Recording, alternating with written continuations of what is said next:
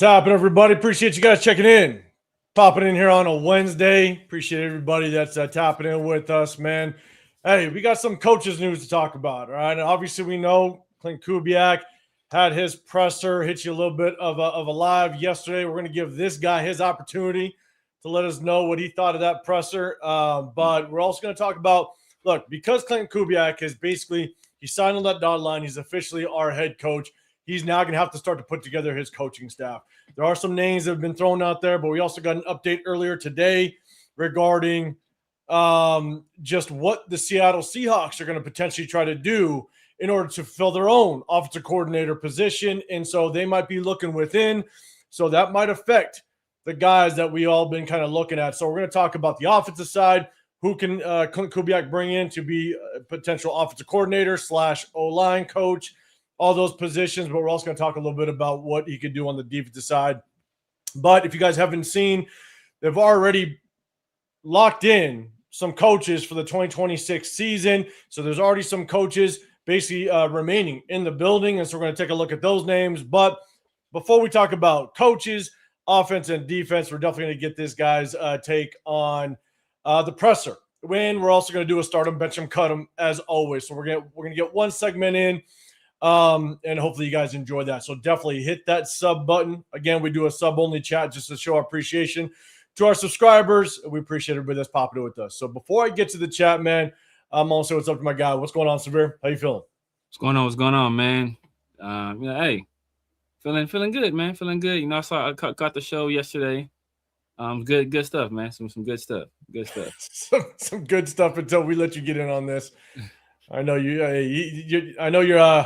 you're ready. You're ready for this one. Yeah, man. I got some inspiration from my outfit from one of the greatest running backs of all time. The greatest running backs to ever grace the NFL field. Damn it, man. Maybe I may. Damn it. If I had that picture ready, I was gonna bring it up. That was gonna be wild. Just check my thumbnail, people. Just check my thumbnail. That's all you gotta do. Do you have it up there? That's on my thumbnail. Yeah. That was. Hey, look, like I think that's the one thing is.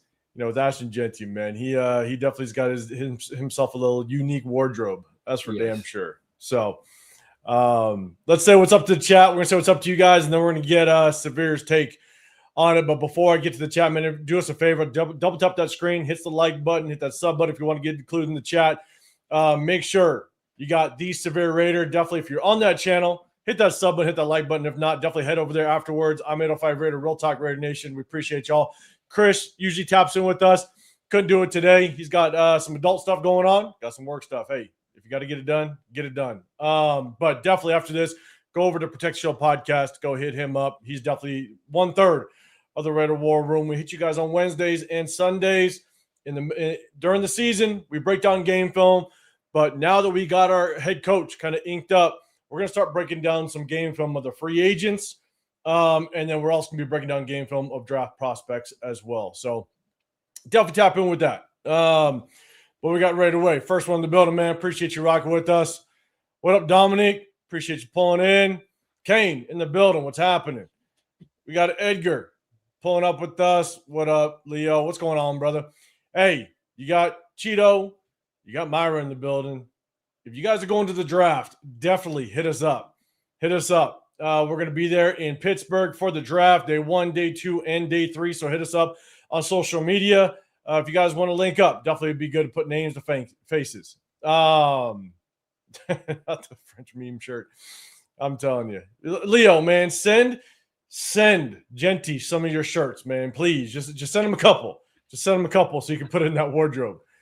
4T. Size 4T. Yeah. 4T. Might be a little big on him, but hey, size 4T.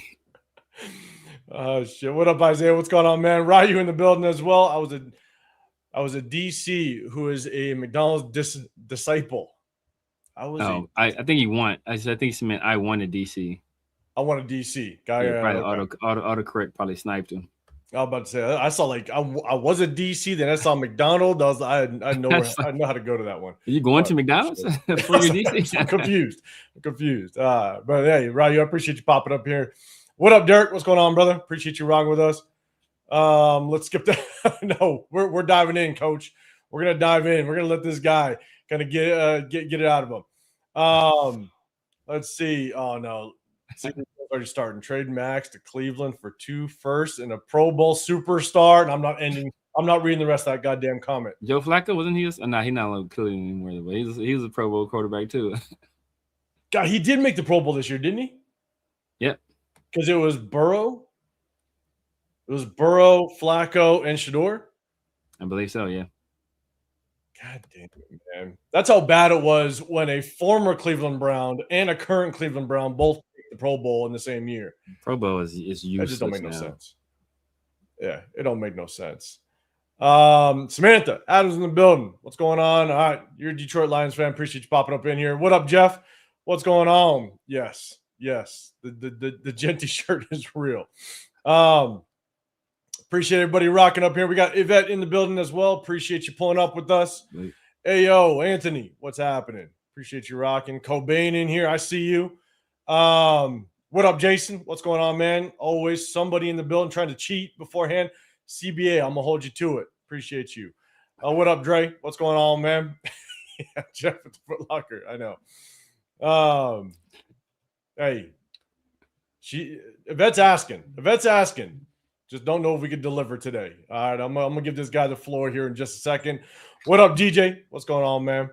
Appreciate everybody. Again, do us a favor, double tap that screen. We hit you guys on Wednesdays and Sundays. Man, Severe's got a bunch of shows throughout the week, so definitely tap in with Severe. I try to hit you guys every once in a while with an individual live. Just I kind of go solo, but that's when I got time. But I always jump in here in the Raider War room with my guys. And so, Dre, you teed it up. And so, look, our guy, Clint Kubiak, had his presser yesterday. We gave you a little bit of our take on it, myself as well as Chris. But Severe, he gave us a little bit of a show earlier in that show. You know what I'm saying? But he wasn't able to kind of hit you guys with what his take was. And so a couple more just popped in. What up, Raider Ryan? What's going on, man? Shock Bowers in the building as well. Appreciate you rocking up in here. Appreciate you guys stopping through. So let's do this. Severe. Chat, give me your thoughts on the presser. Give me your thoughts on Clint Kubiak's presser. Put it in the chat. Hit that hashtag Raiders so it catches my eye. I'll definitely do my best to try to pull it up onto the screen. But Severe, man, what was your thoughts on the Clint Kubiak presser? Yeah, man. So I watched the presser yesterday, and it was some of the best sleep I've ever had in my life. I mean, talk about REM. Boy, it was I some of the lucid dreams. My God, it was amazing. So I was like, no way, hey, I was being unfair. You know, I was at work, had a lot of work to do. I was like, man, let me get out of the office. Let me go somewhere. Get some of this work done out of the office in a different environment. And I was like, no, what I'm here, you know what? Let me check out this Clint Kubiak presser again. Let me give him a second shot. That's nice of you.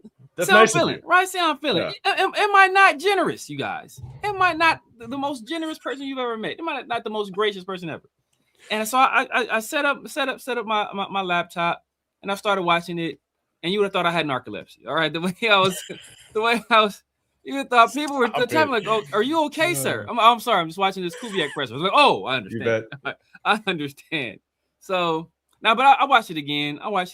And to see it, like, you know what, his first impression. Let me go over it again. And I was able to find some moments that I really liked. Overall, my opinion of the presser didn't change. This is one of the most boring pressers, most uninspiring pressers I've ever seen in my life.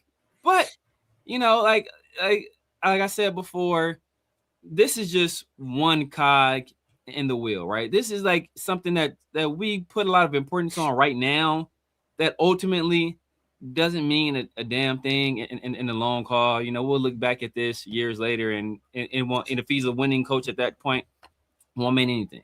But I know Raider Nation is excited about it, but they would have been excited watching grass grow. And that's what I compare his presser to, right?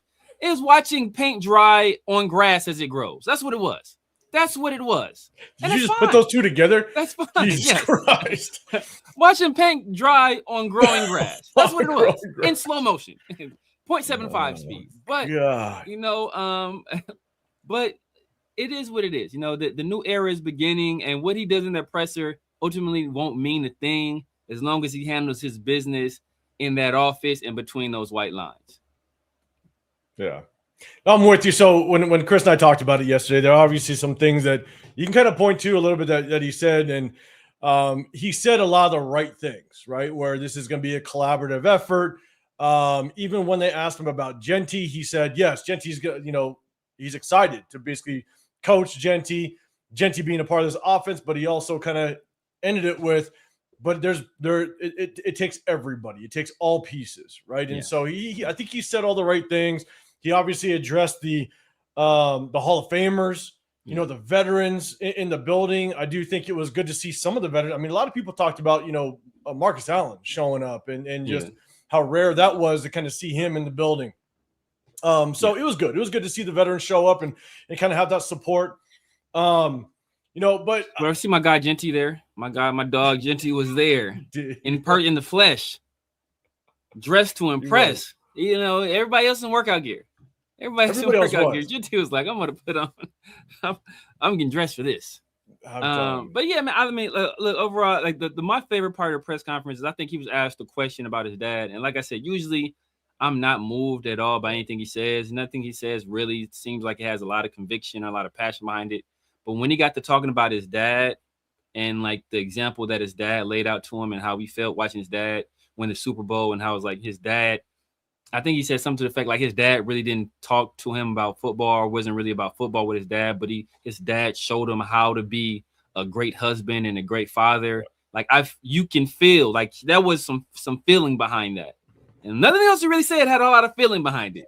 But when he spoke those words, you can tell there was conviction, there was feeling behind it, and that was all serious. And so I know I love to hear that, hearing that connection and how great it was for him to see his dad. I think he said like around that time his grandmother had passed, or a little bit after his dad won the Super Bowl. I think he mentioned something like that. So it was good hearing his grandma. I mean, so when I was listening to it, I thought he said it was his mom that passed. Man, I could have been wrong. I don't know. Maybe. When I was listening to it, like I was working while I was listening to it, and it just like caught my ear. Like, wait a second, Did he say like his mom passed? I don't know. Chat, let me know if you heard that. Because I thought what he said. I could have been hearing wrong. Because I thought he said I hugged my dad and I hugged my mom. Or maybe he did say hit, and then he hugged. I thought he said he hugged his mom. That's what I thought, like his dad's mom. That's what I thought I heard, but I could be wrong. Yeah, I don't know. But yeah, like, look, and we've talked about this plenty of times. We've had our conversations on these lives. Basically, I'm with you. You know what I'm saying? Like, he is not a Mike Tomlin. He doesn't have that that commanding voice. He's not going to step into a room and just command the room, right? He just doesn't kind of come off like that. And don't get me wrong, like I think that's what I've been used to with the coaches that I've had. I'll be honest with you, that's the kind of coach that I was, where it was, look, when I step in there, I'm going to make sure that I have all ears, I have all eyes. And that was one of my biggest points that I wanted to make sure that I had anytime that I coached. And he doesn't have that to him. Doesn't necessarily mean that it's going to be a fault of his. Obviously, it's a collaborative effort. He's going to have other coaches. He's going to be able to kind of communicate in his own way. And so ultimately, I hope that he does find his own way to kind of be that leader, right?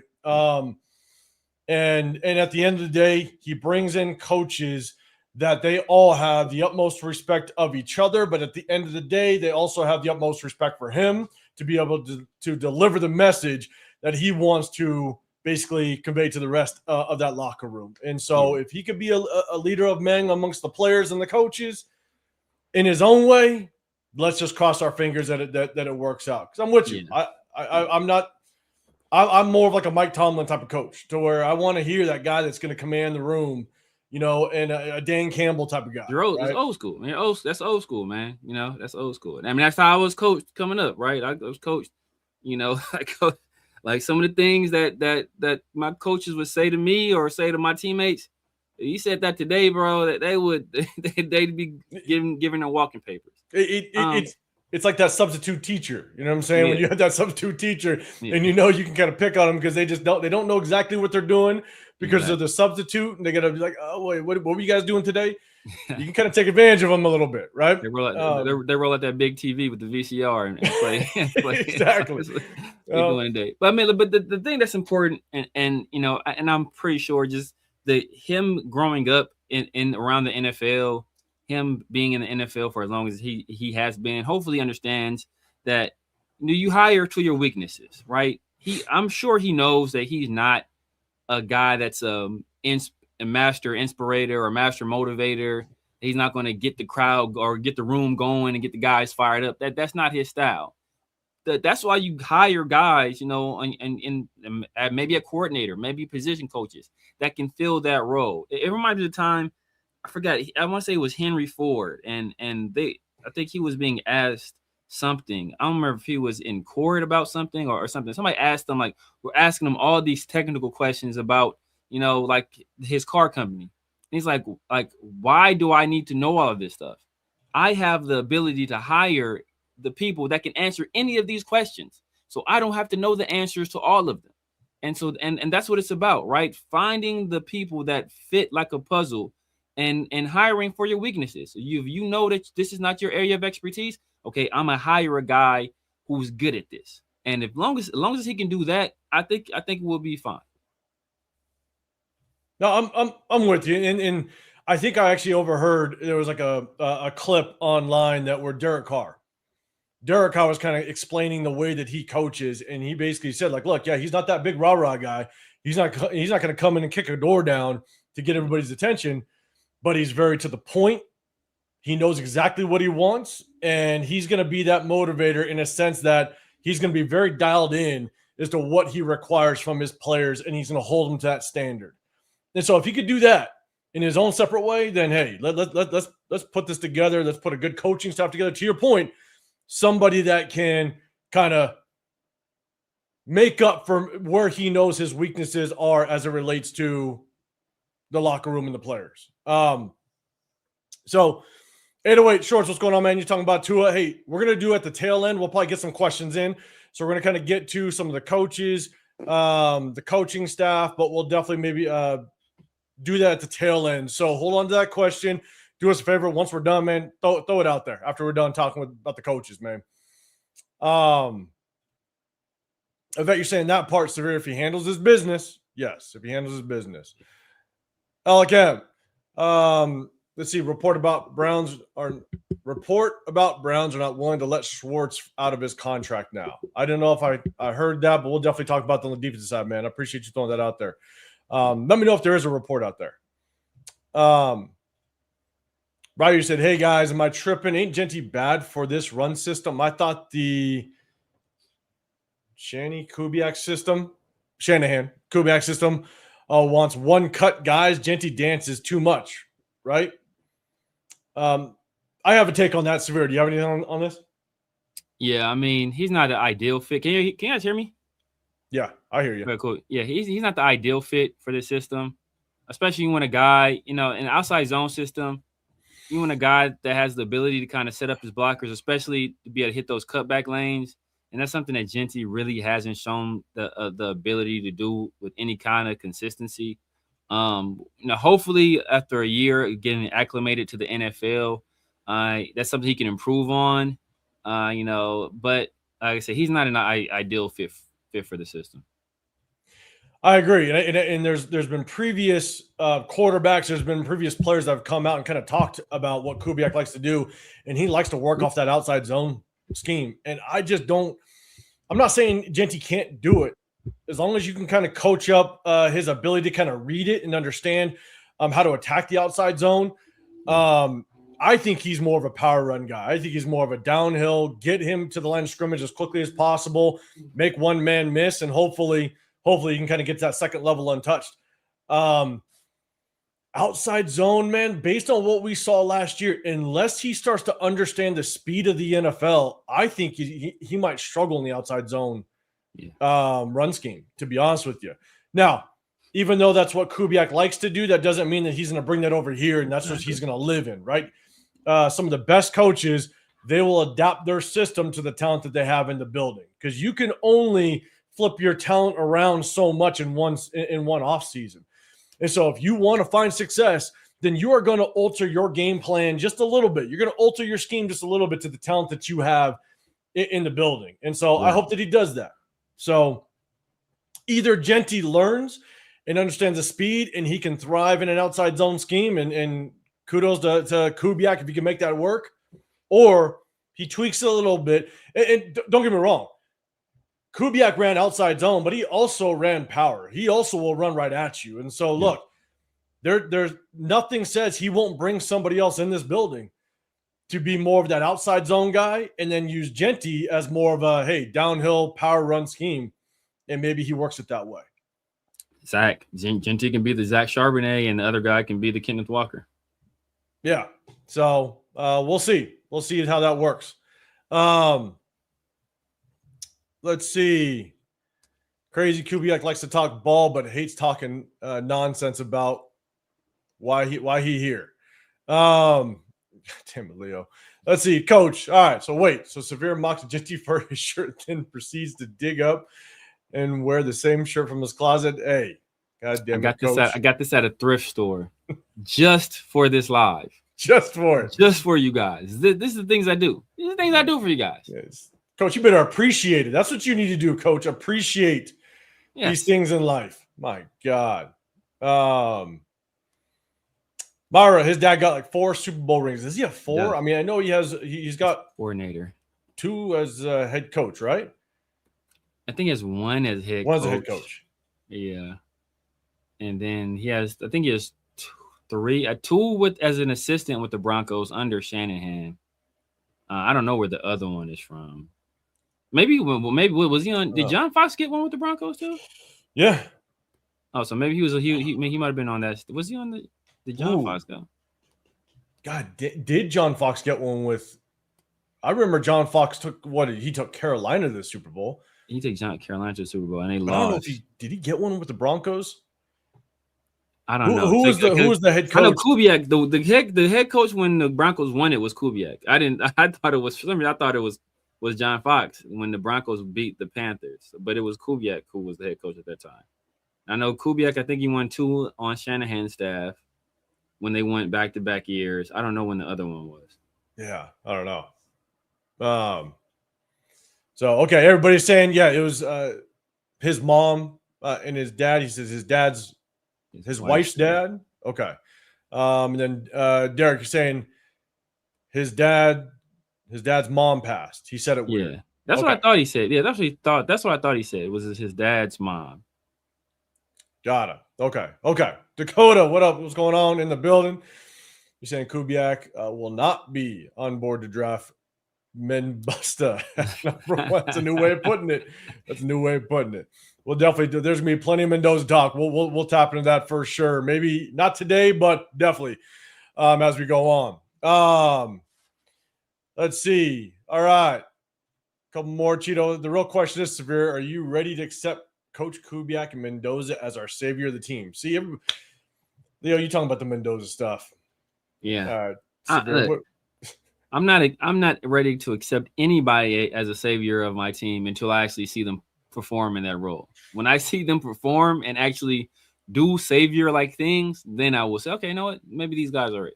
But for now, I'm always taking a wait-and-see approach. I'm with you. I mean, we have to, especially with a rookie head coach. And if you bring in a rookie quarterback, I mean, that combination, everything has to align perfectly to really end up finding success. And at the end of the day, success is probably going to be a few years down the road because it's going to be a learning curve for both of them. So but we'll see how it plays out. And back to Coach. Look, that's how I was coached. So for sure, man. They F-bomb, mother F me. My coach Dion, man, his favorite thing to do was call somebody numbnuts. Get over here, numbnuts. Like, bro, you couldn't say that today. You'll get a sexual harassment charge saying that to a kid nowadays. They call everybody, get over numbnuts. What are you doing, numbnuts? Like, everybody's numbnuts. Your mother effer this, mother effer that. Like, the craziest things you ever heard in your life, they were saying. So I'm like, man, I don't, that's just, I'm used to that. A lot of us know it. I mean, there was a coach back in the day. I mean, would yell and grab your face mask so hard, and he used to have the biggest wad of chew in his mouth, and so it's just like spraying everywhere. You knew how badly you messed up by all the chew spit that was on your jersey. And our practice jerseys were white, so just yeah, it was bad. Like, you know how much you messed up that day based on how bad you had to wash your goddamn jersey. It was bad. It was bad. Let's go. Raymond, what's going on, man? You guys getting way ahead of yourselves, 100%, like 7 months ahead of yourselves. Are we talking about based on the press conference? Is that what you're talking about? Maybe that's. I mean, what's like 7 months from now? It's like, yeah, it's the start of the season, basically. Right. Man. Leo already see. Hey, Leo's gonna die hard on that Travis Etienne. He really likes Travis Etienne. We'll see. We can't pay another running back, Leo, unless he's coming cheap. Yeah, we can't pay another running back. We're already paying the guy the second most guaranteed money in the league. Cheap, and also like he's gonna want to come in and start day one, 100%, and you ain't starting over Jeanty. That's why I think there's just no chance. As much as Etienne's a good running back, I just don't think that there's a world where he comes in here knowing he is going to not just split time. He'll probably get 60-40 carries if we were to come in and pay him. Big Lil Bosco, what's going on, man? What's happening? All right. So let's do this. Guys, do us a favor. Hit that hashtag Raiders. I think I got one. Hold up. Let's see. What up, Diesel? What's going on, man? Leo, I remember when Coach Brian Kelly got so much hate for yelling at his players on the sideline, national TV. Different time. Different time. Herman, what's going on, man? You said you put that hashtag Raiders. Appreciate it. I think we can talk Maxx Crosby into staying. We'll see how it plays out. Why will we want to? Or I think if we have to talk him into staying at this point, it's like, man, hey, exactly. If you can get 2 first rounders, if we could snag that at this point, and you go ahead and you draft Mendoza, and you know that now that timeline just doesn't match up with what Maxx Crosby is. Give me 2 first rounders. Let's build this thing right. Let's set that foundation. Yeah. I mean, what's the saying? What's the song go? Fantasia said, "If you don't want me, then don't talk to me. Go ahead and free yourself." Oh, man. All right, so let's get into some coaching, okay? We're talking a little bit of coaches. Let's first talk about the coaches that are currently still in the building. If you guys did not know who we've actually retained as coaches, we're going to pull it up on the screen, kind of get you guys feedback on it. So I'm going to go ahead and put this up there. All right, obviously we know Clint Kubiak. He's our new head coach in the building. Let's take a look at some of the other coaches. Guys, let me know what your thoughts are on this. Coaching operations. We don't need to talk too much about these guys, but let's talk about the offensive side. Okay, so as of right now, we got Dylan McCullough, which is our running backs coach. He was our running backs coach from last season. As of right now, he is still on this coaching staff. So, guys, let me know what your thoughts are on Dylan McCullough. We also have Connor McQueen, offensive quality control. But big one is Luke Steckel. Luke Steckel, tight end coach. Obviously, we got Brock Bowers.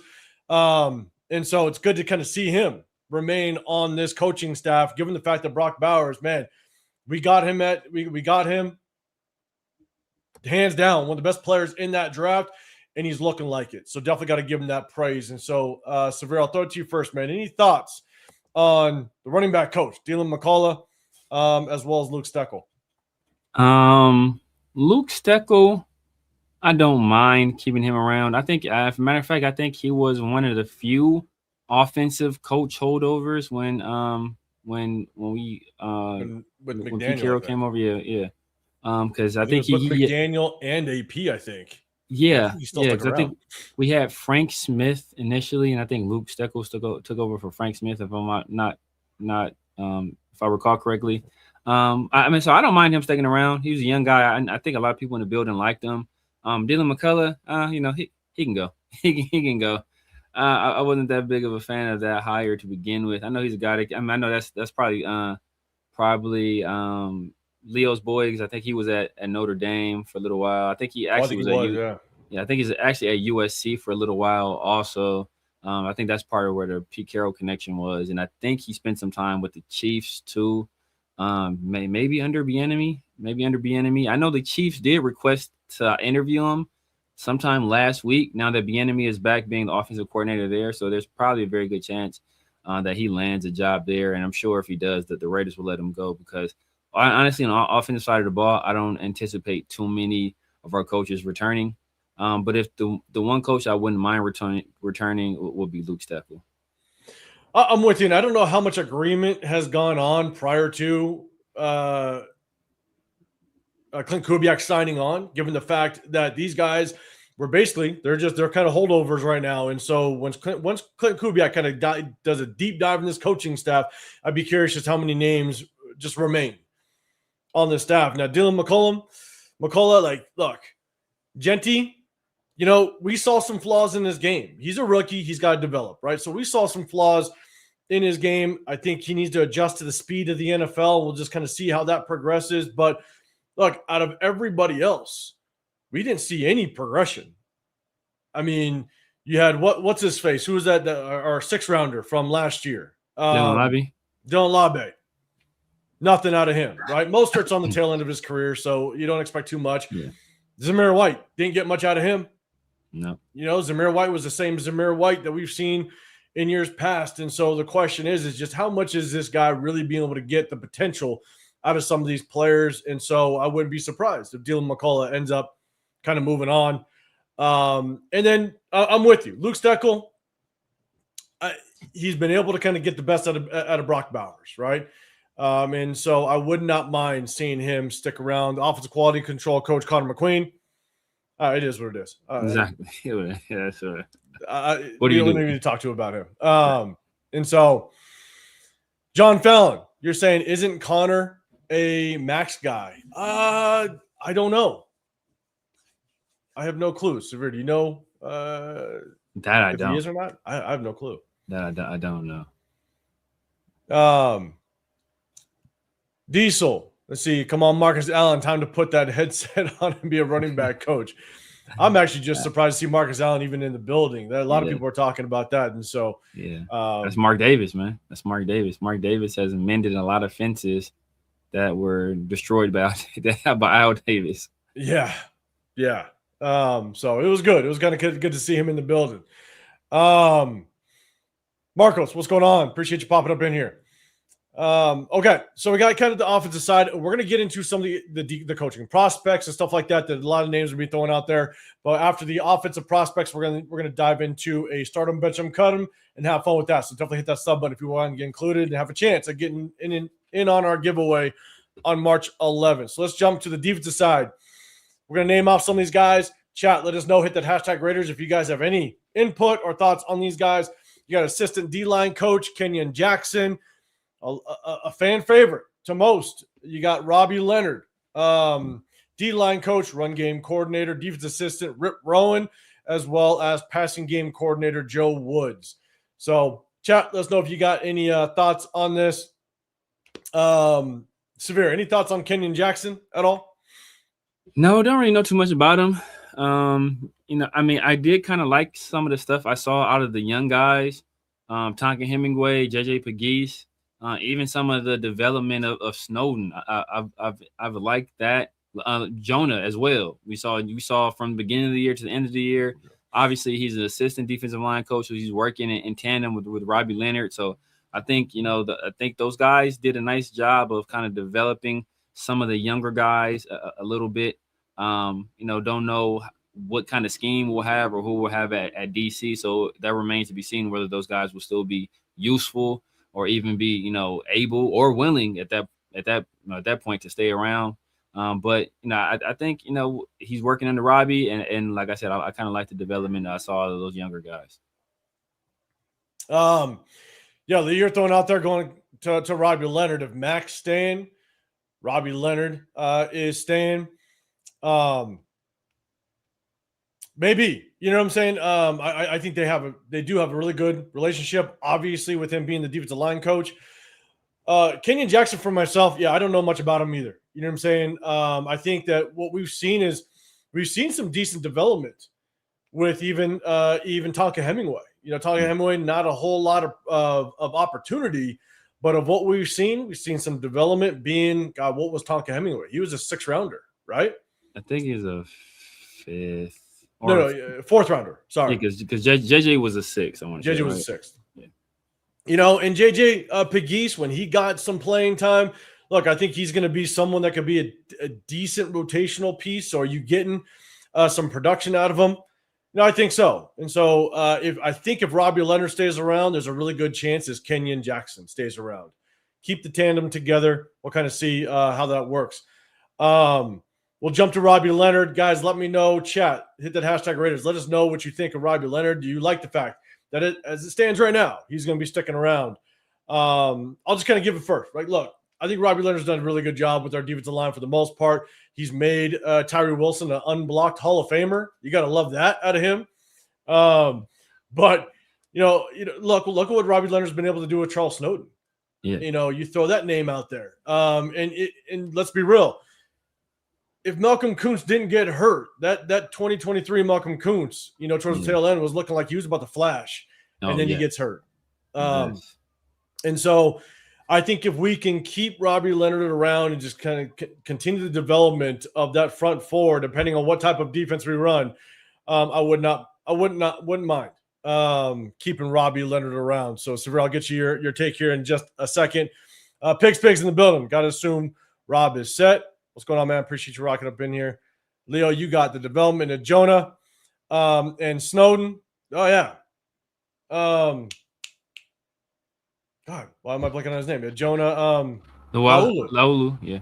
Yeah, Jonah Laulu, the development of him. That's a hell of a point, Leo. I mean, the development we've seen out of him, we saw flashes in 2024, and then when the Christian Wilkins stuff went down, we went back, we broke down game film with Jonah Laulu, and we're like, okay, let's take a look at this guy. He flashed in 2024. Exactly. Can he be the replacement? And we looked at Thomas Booker. We also looked at Jonah Laulu, and all of us kind of agreed, hey, this is the kid that's probably going to end up taking the starting spot. Now, I don't know if he started, but he should have, based on what Thomas Booker did. But just the development of Jonah Laulu, and Leo, you're out there saying, yeah, Leonard needs to stay for sure, man. So, Severe, just thoughts on Robbie Leonard as a whole.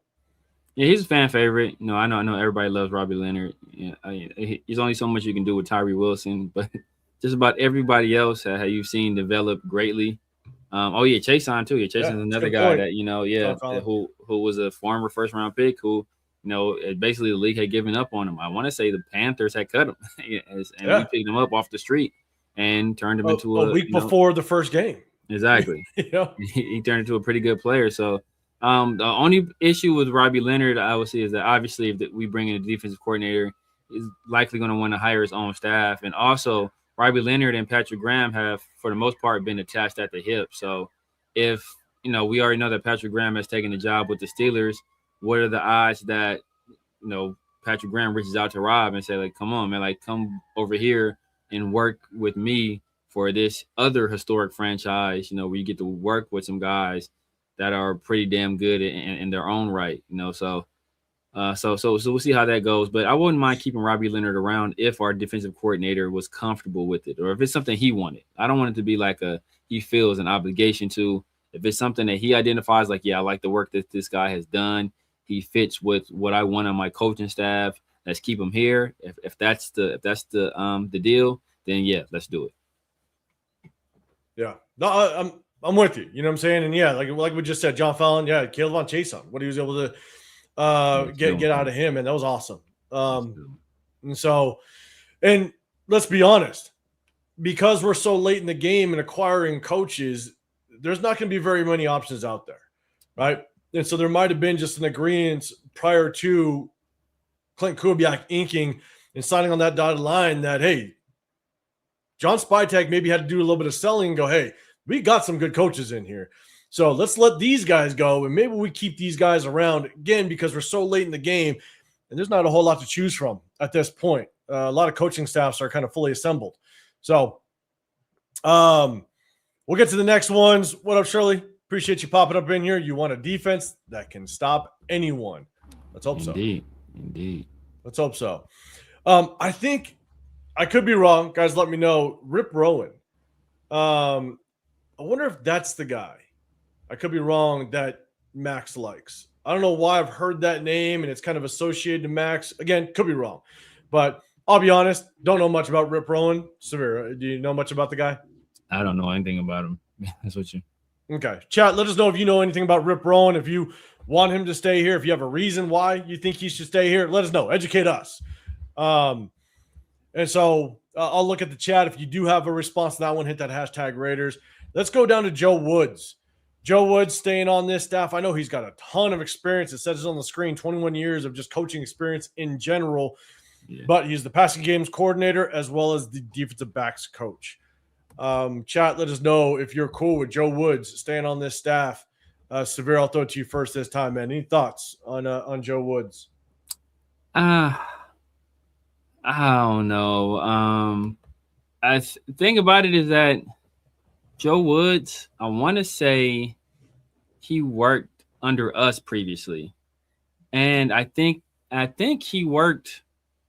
He was with the Saints at one point. He's with the Saints. I want to say he was with the Saints at the time that Clint was there. I think so. I think he was the defensive coordinator at that point in time, if I'm not mistaken. I could be wrong about that, but I think he was the defensive coordinator at the time that Clint was there. So he's been around the block, but like I said, man, you want to, with a young coach like Clint Kubiak, you want to have some of those veteran guys on the staff. But, for that secondary room, and I think we're going to be revamping that secondary room, I kind of want a younger, more energetic guy in there to kind of really work with those guys, especially a guy like Darian Porter, who needs a lot of development. I kind of want a younger guy in that role. Joe Woods, he's been around the block and respect what he's done. He's been a Raider multiple times, but I think I want a fresh voice in the DB room. Yeah, chat, let us know what your thoughts on Joe Woods. Again, hit that hashtag Raiders if you got a response to it. I think for myself, it's really hard to really know, okay, he's got a lot of experience, but how well is he truly at just kind of developing these guys based on the fact that I don't know his past. I don't know much about his past and what he's been able to accomplish. He's been a defensive coach for a long time. So obviously he's doing well somewhere, right? Enough to kind of be retained on this coaching staff. But we ran that stupid cover 3 all last year. So I just don't know. I don't know if we go to a traditional defense, something that's more innovative. If you do bring in a defensive coordinator that's going to mimic, some of the better defenses that are now being shown amongst the league, whether it is more of like a Mike McDonald type of defense, a Brian Flores approach to the defense, whatever you bring, if you can bring a more innovative strategy and defensive scheme, is that going to help Joe Woods just kind of get the best out of these guys? Because I'm telling you that cover 3 scheme, it just hurt everybody. I'm sorry. Yeah. And so if we do keep him, I think I'm straight with it, given the fact that he's got a lot of experience. And so I do think that's going to help Clint Kubiak with just understanding the ropes. And because he has a lot of experience, you can kind of relinquish that duty and just be like, okay, be comfortable with it. Trust that these guys kind of understand they've been around the block and they know what they're doing. And so he can focus more on just full head coaching stuff, as well as being that offensive play caller. But again, goes back to, damn, that cover 3 was just horrible. So I just don't know how much that affected his ability to coach these guys up. So yeah, it looks like I'm looking at his history. It looks like he's been around the block. He worked on Gary Kubiak's staff as well. He was with the Broncos. Yeah, he was their DB coach when they won the Super Bowl. So he's been around the block. He has a connection to Clint, obviously through his father. He actually has another connection through Clint, through Dennis Allen. When he worked with the Raiders previously, it was on Dennis Allen's staff. And when he just worked with Dennis Allen, he's a defensive coordinator for Dennis Allen on the year that Clint was the OC there. So there are some connections there. So there's a possibility that he's retained in some capacity. It may not be still as the DB coach, maybe something else. Let's hope it's not a promotion to defensive coordinator. But there's a chance that he's retained. There's a chance he's retained. Yeah. All right, he's got that history. Okay, didn't know he was around with the old man Kubiak at the same time. That's crazy.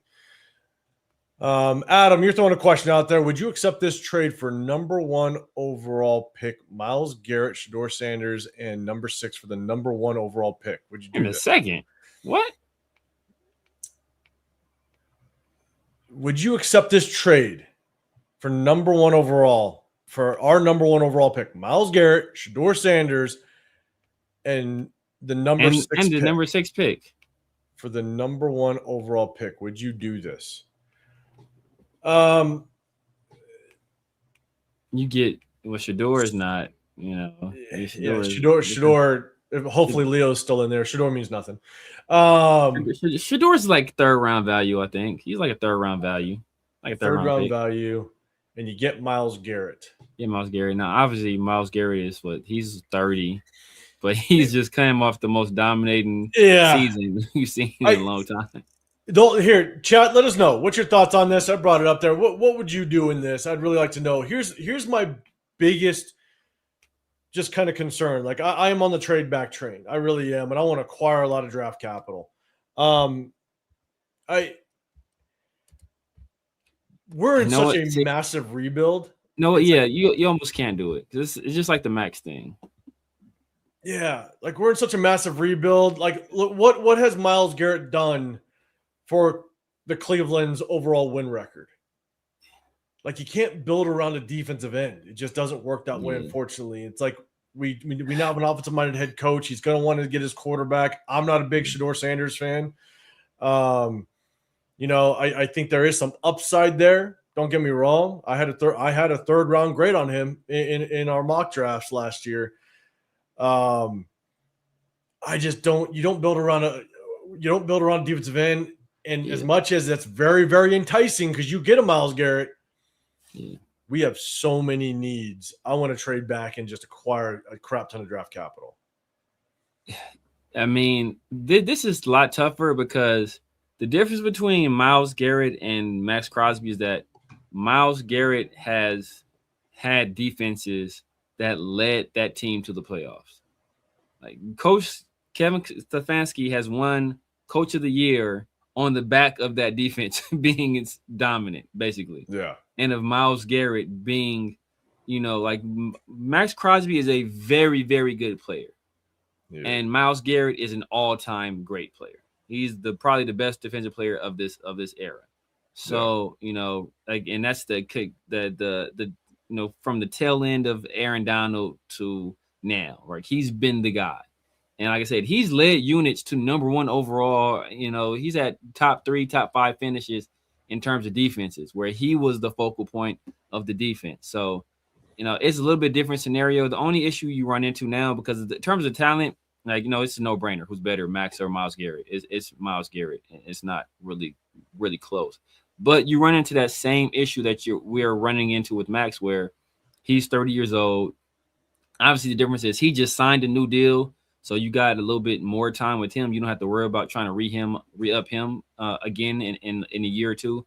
But he's going to be on the wrong side of 30, midway through this season, and your timeline really doesn't match up with where you are as a franchise in terms of winning. Right, you're essentially going to be wasting a Myles Garrett in that situation. So it's tough. I mean, but he's so great that like you almost would have, because especially since you're still getting a top 10 pick in the situation. So you're still getting Myles Garrett. You're getting a quarterback that, that has his flaws, but you can see some development there that can happen. And you're still getting a top 10 pick in that. Like that's I'm not hanging up the phone. Let's put it that way. That's tough to say no to.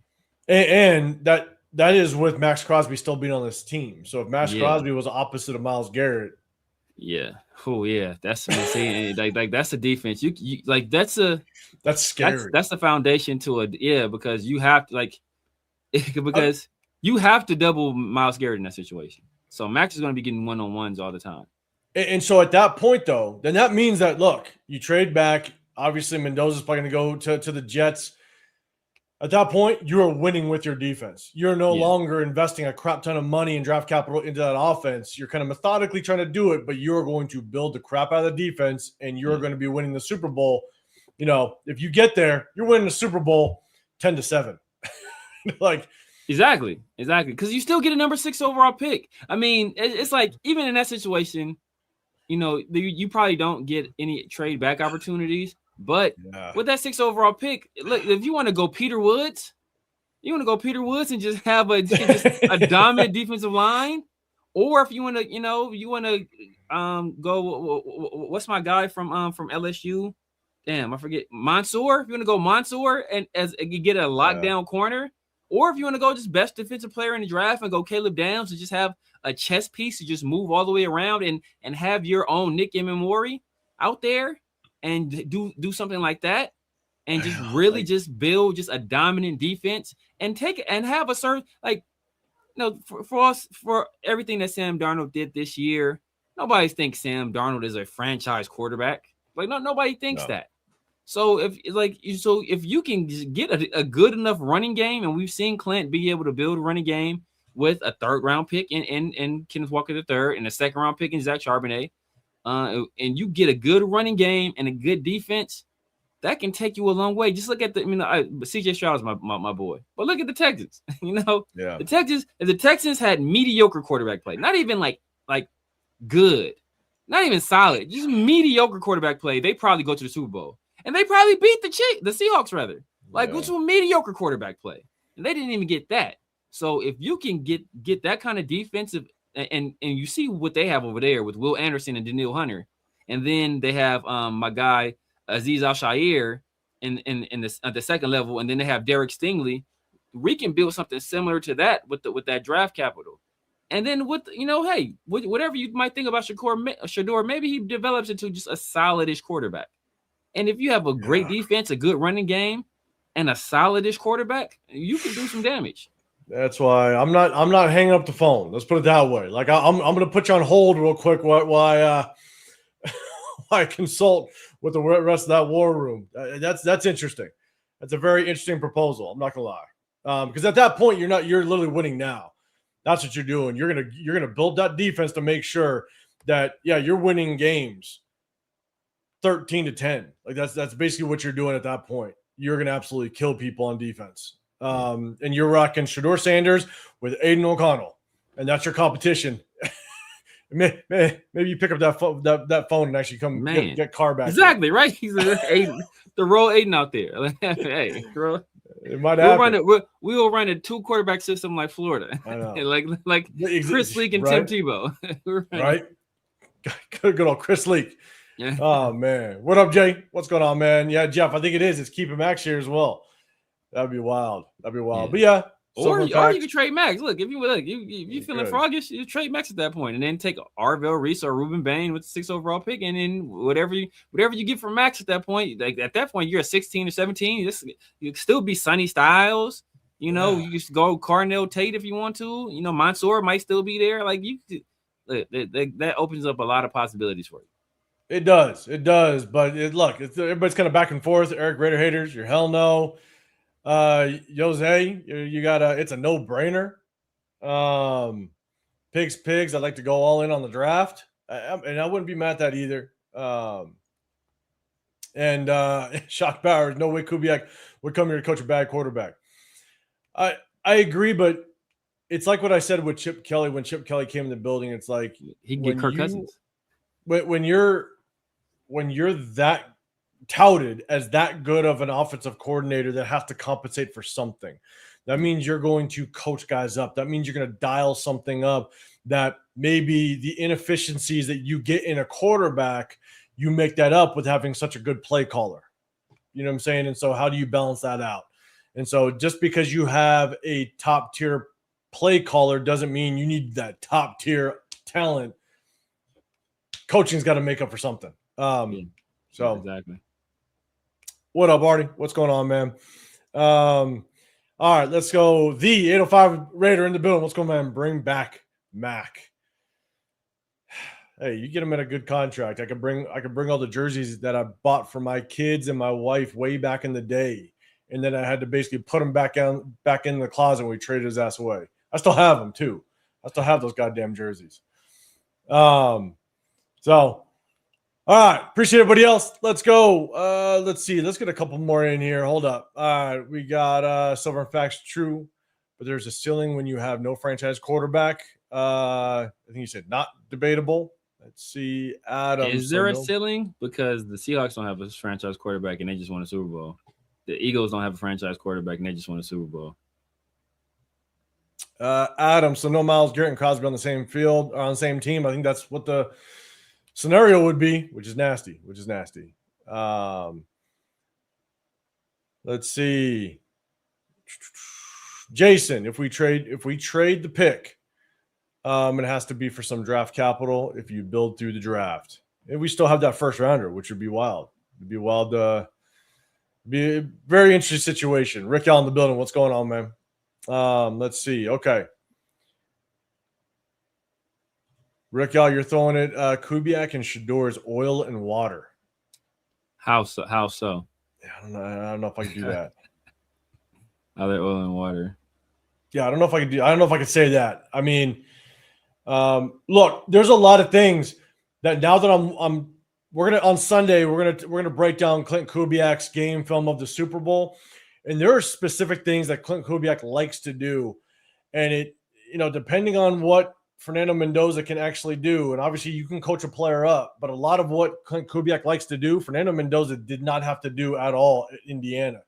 So depending on kind of how you think Mendoza can adapt to a different system, it's going to be interesting to see just kind of how much Clint Kubiak likes Fernando Mendoza. But that's conversation for another day.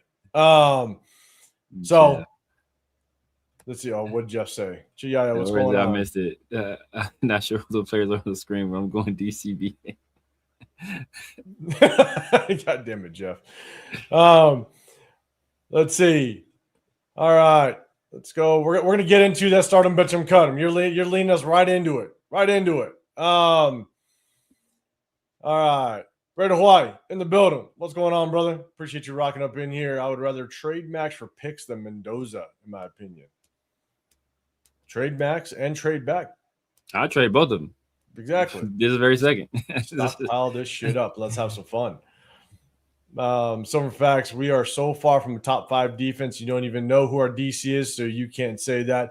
Oh, yeah. That was just a scenario. Silver facts. Don't worry. It was just it was a fun scenario. That's all we were doing. We don't know who our OC is either, but people think we're just all in. We don't know. People think we're all in on Mendoza, and he can fit whatever system we're going to run. Yeah. So we don't know who our number 1 receiver is. We don't know what our running back score is going to be. We don't know what we're going to do in the offensive line. We don't know anything right now. Not a damn thing. That's for sure.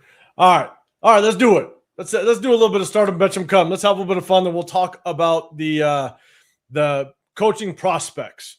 We'll tap into that. But guys, you guys know, hit that sub button if you want to get included in the chat. We're doing start 'em, bench 'em, cut 'em. I'll pull it up on the screen real quick, and I'll explain just a little bit of a twist that we decided to do. Man, after last start 'em, bench 'em, cut 'em yesterday, we did 2 of them. I think we now have damn near 14 people entered into the giveaway on March 11th, and so I'm gonna bring it up on the screen, then I'll kind of give you guys the directions on how we're doing it. Okay, so let's do this.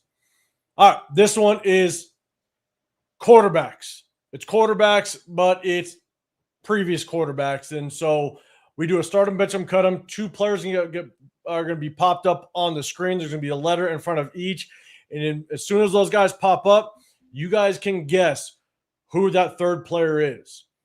Guess who the third player is. Remember, based on the 2 players that you see, that third player is somewhat in that same skill set. Remember, it's all at the top of their game. And so I will give you a hint on who that third player is to kind of help you guys out.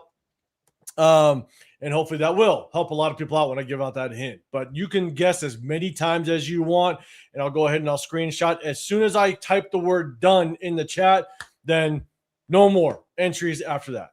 So, and then after it's all done, then we'll do our start 'em, bench 'em, cut 'em, have a little bit of fun. So let's go ahead. I'm going to pull them up on the screen. Remember, this one's quarterbacks.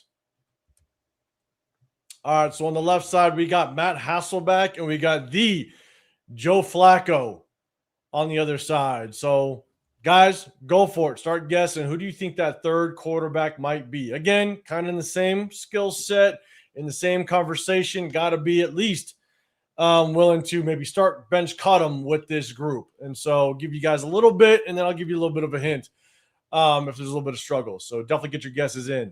Severe man, any thoughts who that third guy might be? Matt Hasselbeck and Joe Flacco. We got Jeff already guessing. He's got Dilfer in there. Could be. I think Dilfer is a step below those guys. Is it just the guesses being thrown out there? Brad Johnson. Let's see if we're going old school. You got Dilfer too. It's going old school. I might go Richie Rich. Uh-oh. Rich Gannon. Rich Gannon? Now we're gonna let these guys continue to guess a little bit. Linda's got a Jeff George in there. Cool Kev's got a Matt. How you putting Matt Leinart in there? That's wild. Let's see. Dre's got a Big Ben. Okay, let's see. The 805's he's going with Gannon as well. Remember, you guys can guess as much as you want. Guess as many names as you want. Isaiah's got Alex Smith. I like the Alex Smith. I think that's a solid one. That's a pretty good one. I'm trying to think. What's some mid-tier QBs? Some mid-tier QBs. Quirk's got a Palmer in there. Okay. Let's see. Cool kept on Andrew Luck out there. One's Hasselbeck, one is Flacco, but try to guess who that third is. All right. So I'm gonna give you one hint. Carson Palmer's a good one too. One hint. And this might give it away. But this quarterback, just a little over 20 years ago, pissed us all off. And remains to piss us off. And that was just over 20 years ago. Okay, so it's either Gannon or it's Brad Johnson. Then I'm thinking at this point, it's Gannon or 15 seconds. It's Gannon or Brad Johnson. I'm gonna stick with Gannon, but Brad Johnson was a solid. I'm gonna stick with Gannon though. I'm gonna stick with Gannon. All right, about 10 more seconds. Get your guesses in, and then I'll hit that. Once I hit that done, then we are done. About 5 more seconds. Remember, this quarterback pissed us off just a little over 20 years ago. Pissed us off. All right, just a few more seconds. And we are... We're done. All right. We're done. I'm going to hit that play button. You guys will see who that third one is. Here we go. Brad Johnson. It was good old Brad Johnson. It was good. Somebody got it. Yep, we got hold up. The 805 got it. And then we got they're up top. It was Rick. I think Rick got it. Jason Downs got it too. Jason Downs got it. Hold on. I think I saw him. Where to go? Jason Downs got it, and Rick L got it. So you guys remember, even if you guessed right in previous ones, it's just another entry for you in the giveaway on March 11th. And so, yeah, right now, even based on the previous one, we got now probably around 17 people in the giveaway. So if you guys just popped up in here, the giveaway is going to go down March 11th. That's day one of free agency. Just coincidentally, it's a Wednesday on the day that we go live. And so definitely tap in with that. We'll do a giveaway. One person will get that giveaway. All right. Let's see. Isaiah, I think, was Isaiah the first one in? Let's see. I think he was the first one in, maybe. He's cabinet. CAB. All right. You're starting Joe Flacco. You are benching Hasselbeck. You're cutting Brad Johnson. All right. Your cabinet. Seventh. Your CAB as well. Queric. Your ACB. So you're starting Hasselbeck. You're benching Flacco, and you're cutting Brad Johnson. Man. All right. Okay. It's rough. That's rough right there. I don't know. This was fairly easy for me, actually. Bob the Surfer. Is the host dude still hating on Fernando? It's not hate. It's not hate. It's just trade back. That's all it is. That's not hate. It's just trade back. That's all. Jeff, your cabinet. All right, let's go.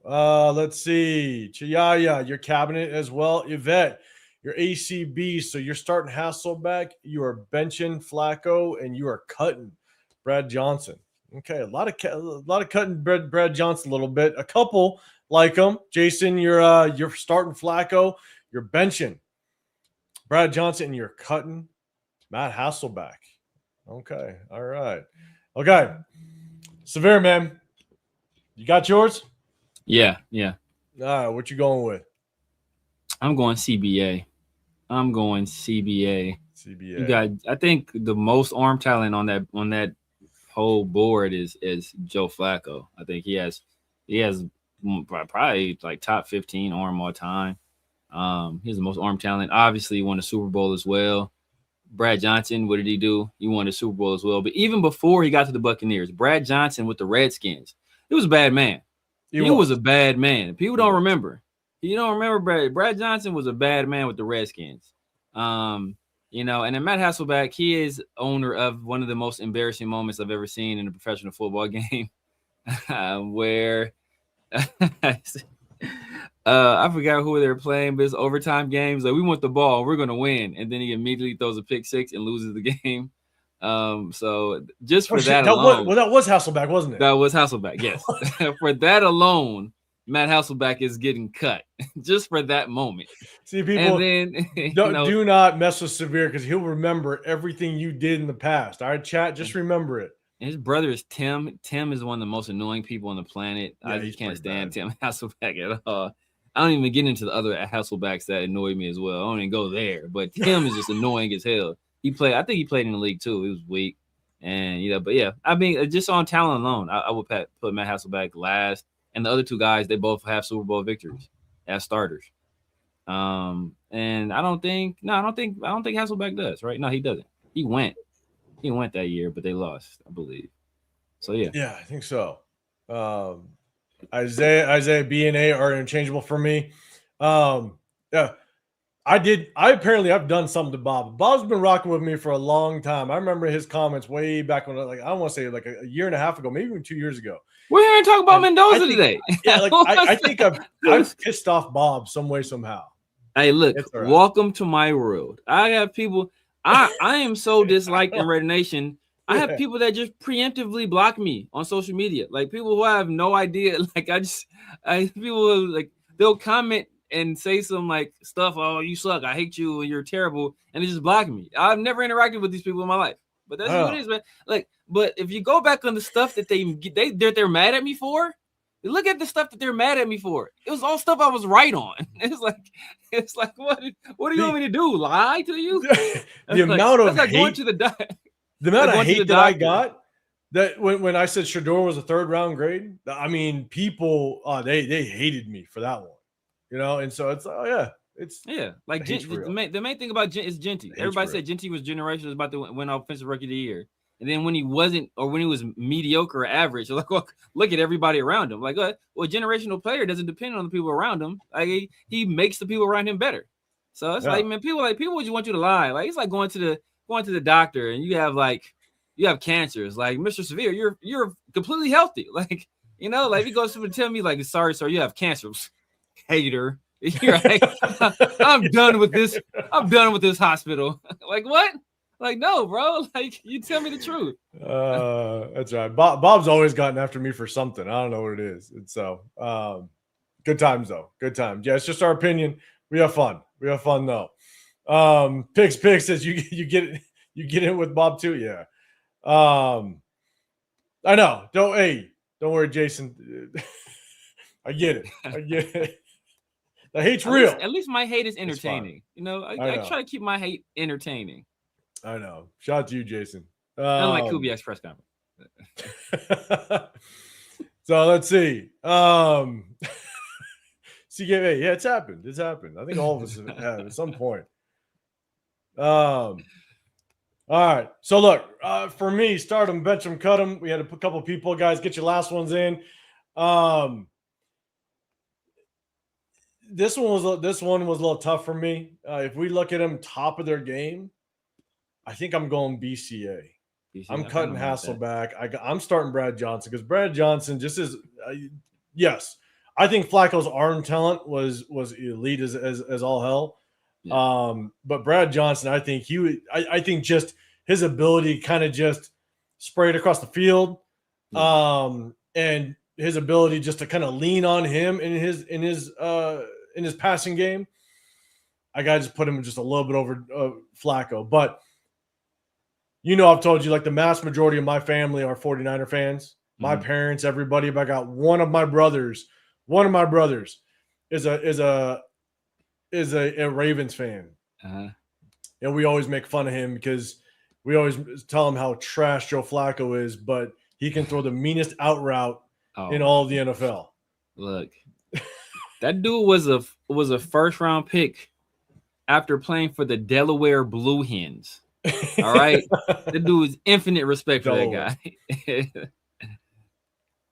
I'm telling you. So I think for me, I think just as a pure passer, top of their game, I'm going BCA. I think I gotta go BCA. I'm cutting Hasselbeck. I'm not mad at that. I'm not mad at that. Mainly because what you just put fresh in my memory of that comment that he made. So, that was a wild. We want comment. The ball. We're gonna win it. Like immediately throws a pick six. Like, what? Was it Green Bay they were playing? I can't remember. It might have been Green Bay. It might have been Green Bay. I know. Look at that. See, Yvette's just yelling. Don't worry. She's throwing tomatoes at the screen right now. That's what she's doing. She definitely is. And yeah, dude, Flacco. His ability just to maintain the league is pretty wild. So you got to give him some credit for that. Yeah. He took Stefanski and that defense to the playoffs with Alex Van Pelt as offensive coordinator. I want to say that. I mean, but at the same time, him just like stepping in for like Cincinnati last second, those type of things. I'm like, damn, like with Indy too, like last year. He's wild. Bald Dad Cooks. What's going on, brother? You're gonna be in here. Trust me, Tony Romo is gonna find himself and start him, bench him, cut him here very soon. Don't worry. Another embarrassing moment. Right? Tony Romo has the worst leg of all time. I mean, it's the worst. Shout out to everybody that kind of got into the 805, Jason, as well as I think it was Rickel. You guys got in. Hey, we're gonna do at least one start him, bench him, cut him every single live, just to give you guys an opportunity to get involved in that giveaway March 11th. We're gonna have a little bit of fun. So we're gonna go back up to the big screen. I'm gonna remove that. Let's talk a little bit about the offensive side of coaching, but we do have some updates that we just got hit with earlier today. No, let's ask the chat this. I want to see what the chat has to say about this. Everybody in the chat, you guys answer right now. What do you guys want to hire first? An offensive coordinator or defensive coordinator? If it's offensive coordinator, hit OC. If it's a defensive coordinator, hit DC. I kind of want to see where everybody's mind is at. All right, we're gonna let this thing roll through as we kind of let people answer that. Big John, he's in the building. What do you guys think about having Tom Cable coaching the O-line? I do not think about that at all. Yeah, I'm gonna say no. I love the grit. I love what he brings to the table. He's gonna choke you out and he's gonna punch you on the sideline. But I wouldn't want to bring him in at all.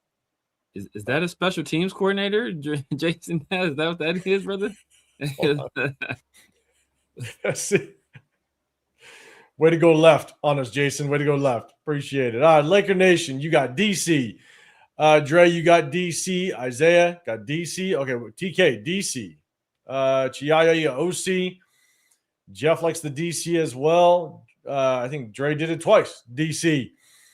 Jose's on the DC. Okay, Jason Downs going left on us. I like it. Special teams coordinator. Yvette, your DC as well. All right, Bald, you're starting Flacco. You're sitting Brad Johnson, cutting Hasselbeck. All right. Can't be mad at it. Pigs needs an OC to evaluate Mendoza ASAP. Yeah. Because the OC is we're going to talk about the offense, and if it's that quarterback coach over there with Seattle, obviously, got to get him in there and start that evaluation process for sure. Let's see. Jeff with Kubiak here. I see no rush for an OC, to be honest. Big John got DC. Red Hawaii, you're DC. Chiaya want Kubiak staff on the offensive side. Offense signed ASAP. All right, let's see. Hey, is this the one person? Hey.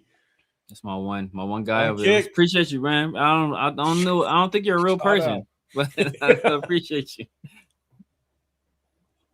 Oh man, hey, but yeah, appreciate you. Big John, my guy, Big John, my dog. How you holding up over there, John? How you doing? How are you doing? I'm just wondering. You doing all right, brother? We've seen the press conference. Are you still not convinced? I just want to know. Stop banging him on. Jesus Christ. Do you think is Kubiak gonna go home and talk to his wife and be like, you know what, honey? I don't like these people. I'm going back to Seattle. You're making John break his keyboard right now. He's punching the keyboard. Oh no. Hey, John. I like your style. See, I'm good. I'm good today. I like it. Man. Good. Okay. I just wonder, brother, because John was look. John stood 10 toes down on Kubiak not coming.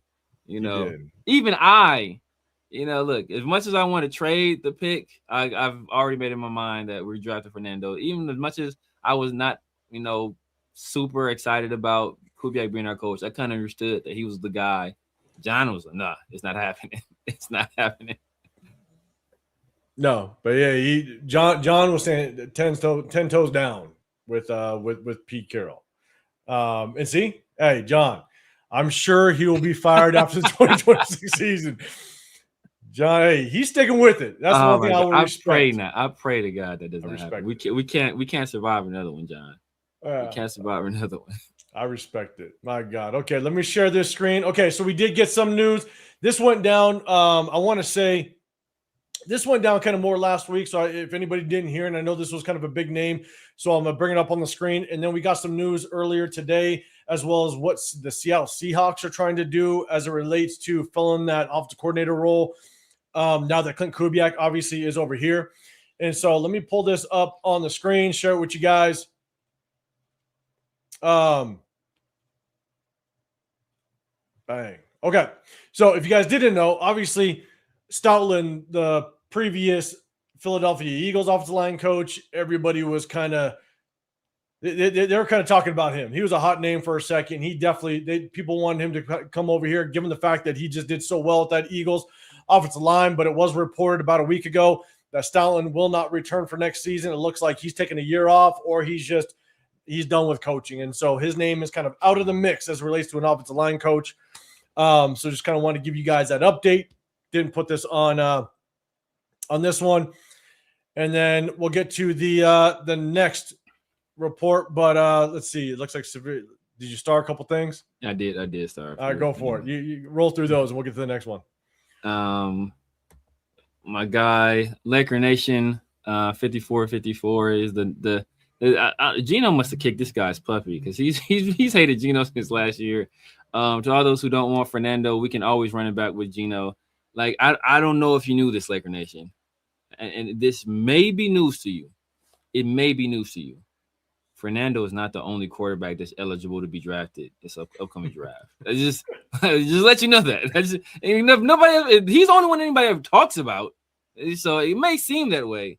But there are other quarterbacks in the draft as well. So, just because too many people, Severe. Just because we don't take him doesn't mean we can't get another quarterback. There's some quarterbacks will be free agents. There are two quarterbacks that could potentially be available that have worked in the past with Clint Kubiak.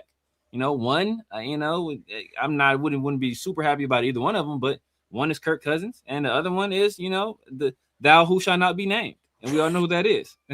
To really stir up that controversy. I don't know. I don't want to start that controversy, but it's a possibility. So just because we don't draft Fernando Mendoza, don't mean we're going to go out and run the Wildcat like for 17 weeks. We could get other quarterbacks. But I understand, like the people they have what do they call it when an animal first loves you? Was it imprinted? They've imprinted themselves on Fernando Mendoza. So now they have this that puppy. Oh my God! Now they want to take him home. Now we gave him a name already. Yeah. That's why Bob the Surfer's not in our chat anymore. Exactly. My guy, Delafonte 15. Delafante. You sound like you were a member of that halftime show on Sunday, bro. Shout out to you, Delafonte. Is Mendoza similar to the Jeanty pick? He's similar insofar as I think it will be a reach.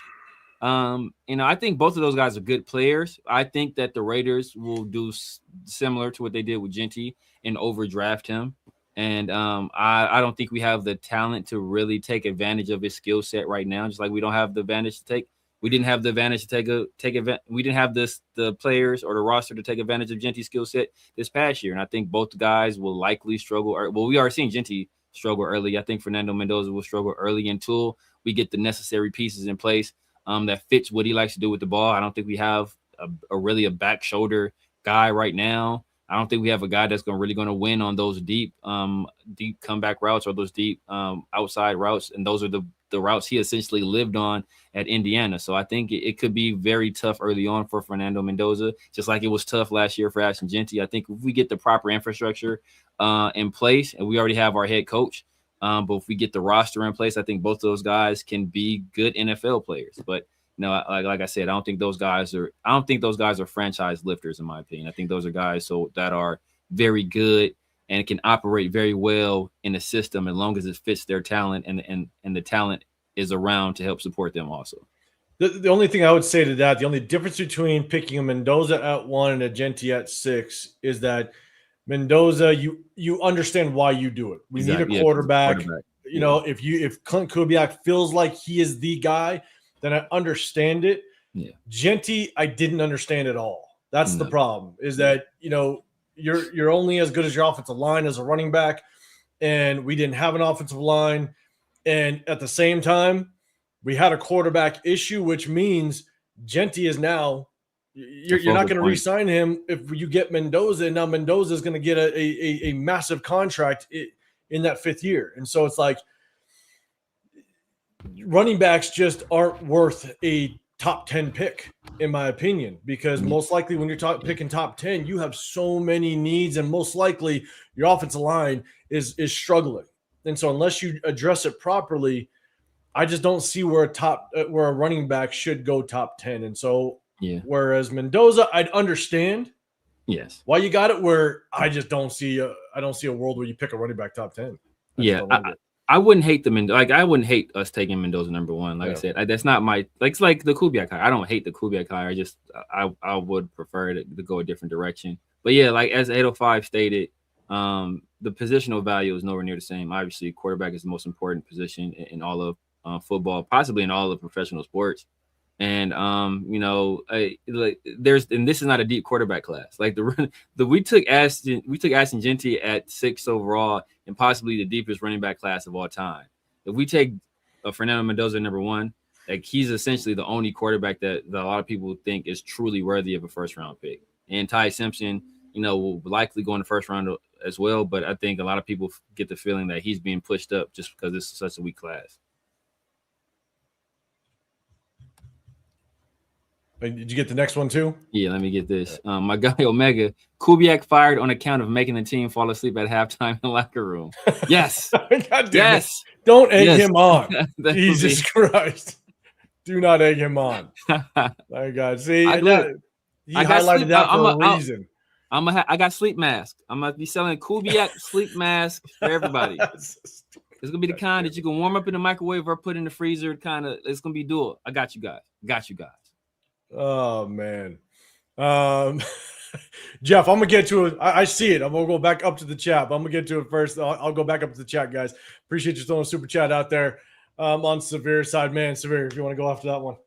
You guys have to stop making sense on why not to take Mendoza, or reason why Jeanty was not the right one for us in 2025. Yeah, man.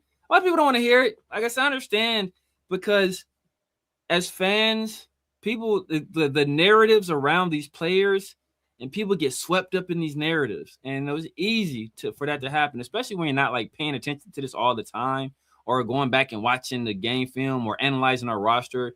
A lot of people don't do this all the time. So they hear the narratives and they hear how great somebody is, and they had a great success in college and it's a great story and everybody's talking about them. So it's easy to get wrapped up in that, and sometimes you got to deliver the hard truths. And if for people that's not deep in it, Like it's hard for them to it's hard to listen to two guys on the internet combat the hours and hours that people like on ESPN or on these other shows, because these names, you say Mendoza, you're going to get eyeballs. Last year, if you said Travis Hunter or Ashton Jeanty, you're going to get eyeballs. So they were the focus of the conversation. So you heard about them all the time. You heard about how great they are because that's what drove engagement. And that's what's happening right now. So, you know, it's easy to get swept up in that. And the shiny object is always fun to talk about. It's always fun to talk about, and it's always entertaining to talk about because it's exciting. Yeah. You know, and I think that's what makes it tough. So, all right, so let's get to some of this O-line talk, or this coaching talk. Let's see, but Jeff, man, I appreciate you throwing a super chat out there. Pigs, real quick. She said my dark horse quarterback who happened to like my Twitter post, Jack Strand. Jack Strand. I don't know who that is. I've heard that name before. Is he? Damn, where did I heard that name before? I got more research to do. I've heard that name before. I just like somebody else mentioned it, or it might have been him that mentioned it before too. Where is that Jack Strand? Where is that name from? Damn, I just heard that name. It was on one of our lives. Was it? Okay. I want to say it was on one of our lives. You look that up, and as you look that up, Silver and Facts, let's draft Ty Simpson instead. And I don't know if you're just kind of saying that you have a question mark on there. I don't know if you're saying it like sarcastically, not sure. But the one thing I will say about Ty Simpson, go back and watch Ty Simpson's game film and go look at what Clint Kubiak likes to do on offense. Ty Simpson is probably the most pro-ready. I'm not saying he's better than Fernando. I'm not saying that he is going to be a better quarterback. But if you talk about what Ty Simpson was asked to do in college, work under center, play action out of under center, Ty Simpson will probably be more prepared to be familiar with what Clint Kubiak wants to do on offense than Fernando Mendoza. I'm not saying draft him over Fernando Mendoza. I'm just saying don't be surprised if Clint Kubiak is looking at Ty Simpson as a potential option. Don't be surprised. It's Minnesota State Moorhead. But that's what I don't know. I want to say he got an invite to one of the celebrities. Was it the Shrine Bowl? I want to say he got an invite to one of the All-Star games. It might have been the Shrine Bowl. I want to say he went somewhere though, and people were he put on a nice showing. I want to say. Got it. Okay. Yeah, I have to look him up. Let's see. Okay. Jamal Lewis turned the Ravens into a Super Bowl team year one. He did, but they had a damn good defense. Don't think it was just Jamal Lewis. That defense was one of the best we've ever seen. So I think that's what helped out. I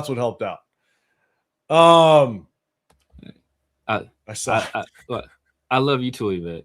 I love you too. I'm sorry. I'm sorry. Let's see. What was it? Hold on. I see. My Eagles fans were pissed about Stoutland leaving. Okay, yeah, we're gonna get back up to it. John, you got the hashtag. As much as I love you guys, I think you both will be eating crow at the end of the year because Mendoza will be as good as advertised. And that's the hope. That's the hope. Anytime I say something negative, the hope is that I'm wrong.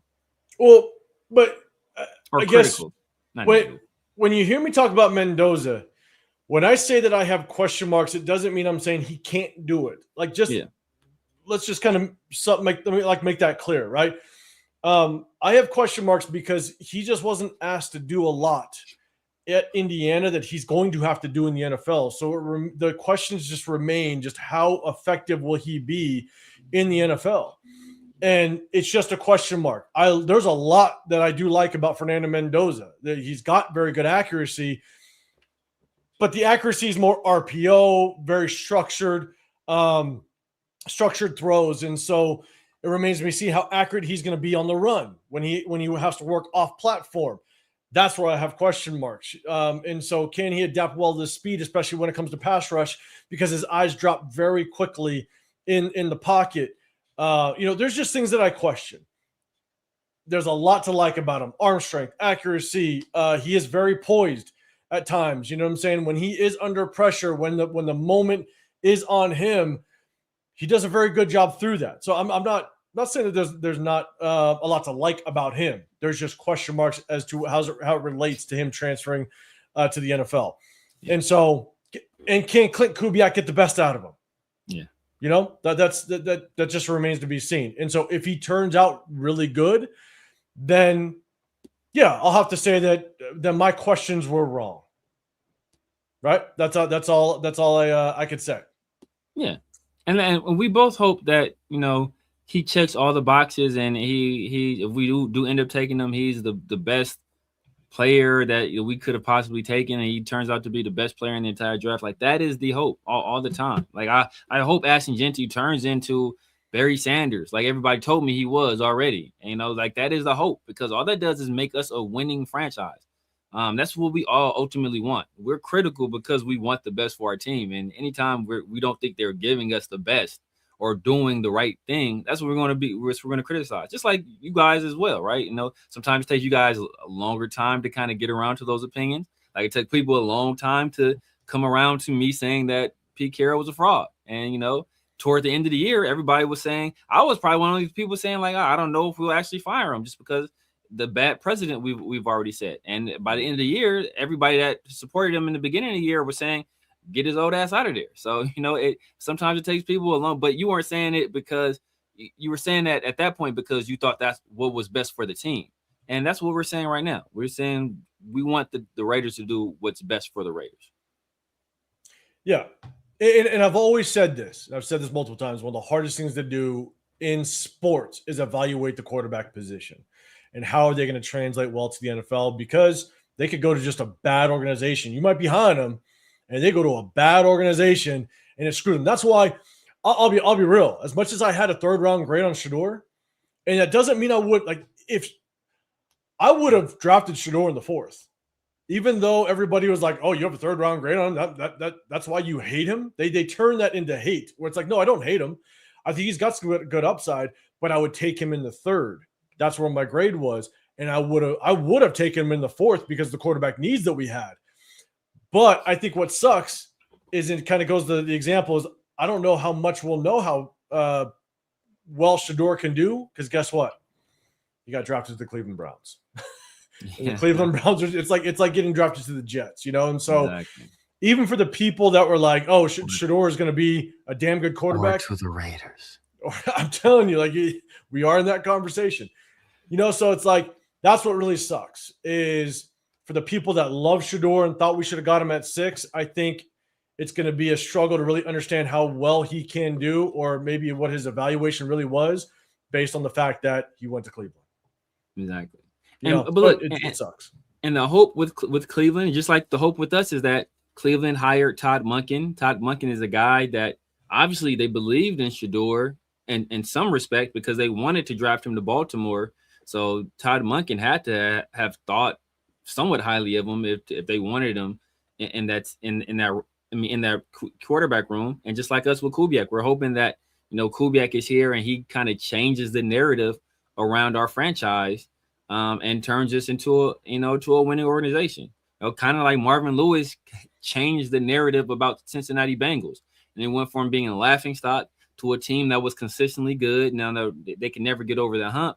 And then they hired a young offensive mind in Zach Taylor and got a franchise quarterback in Joe Burrow, and they were able to go to a Super Bowl, and they were, you know, a drop on 3rd down away from potentially winning that Super Bowl. So, you know, the hope is that you can hire the right guy and they can implement their scheme and their system and their culture, and it turns your franchise around from being a laughingstock to one of the more consistent teams in the league.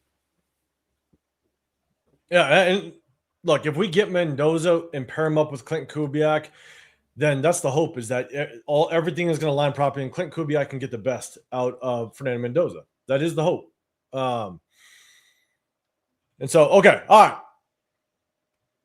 We're trying not to derail too much, but let's go ahead and remember, if you guys have a question, sometimes I do see some hashtag Raiders. I appreciate it, but we definitely want to kind of keep this thing rolling with the topics. Stoutland, he's out. So let's go to the news that we kind of heard earlier today, and then we'll talk about some of the offensive prospects, names that have been thrown out there.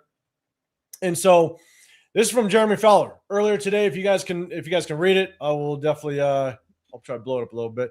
So the Seattle Seahawks are interviewing 4 in-house candidates: Andrew Janocko, Jake Peets, I think it's Peets, Justin Otten, and Mac Brown, Thursday and Friday for the offensive coordinator position.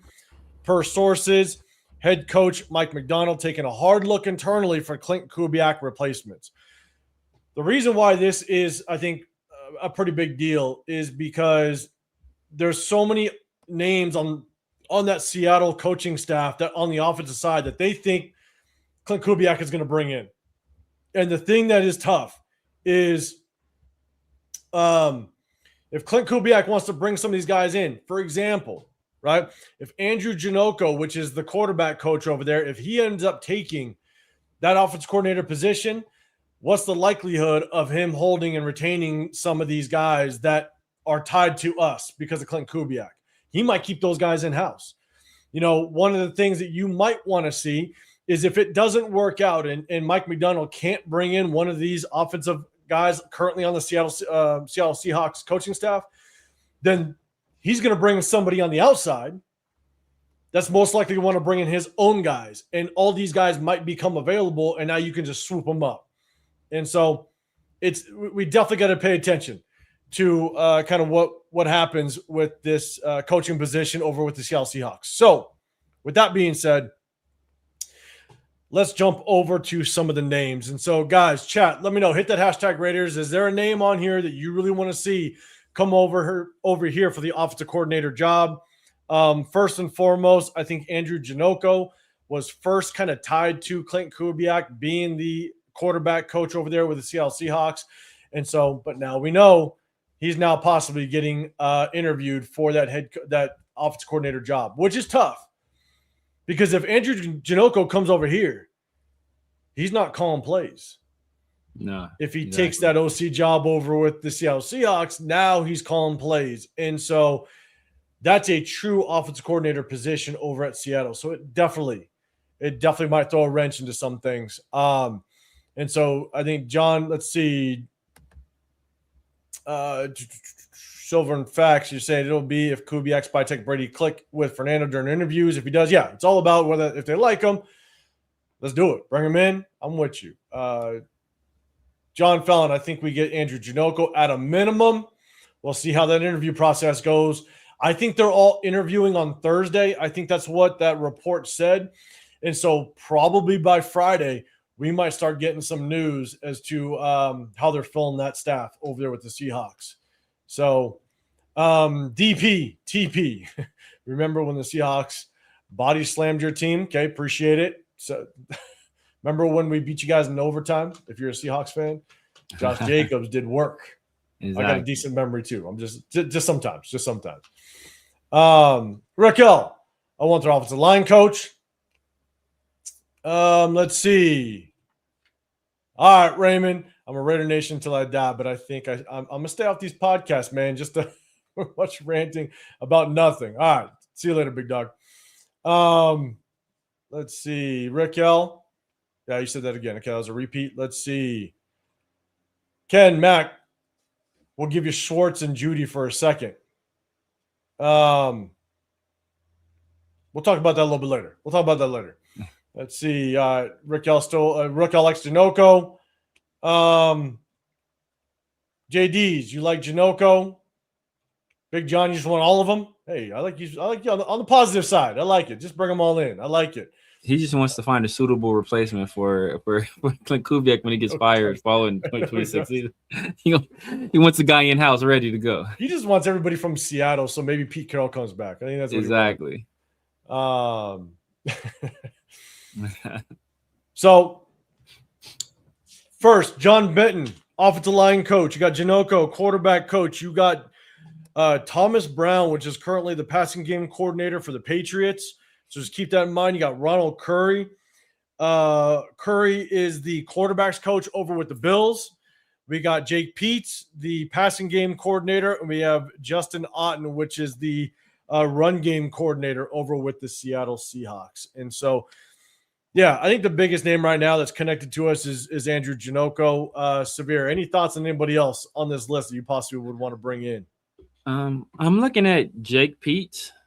He's a guy that he worked for us previously. He was here.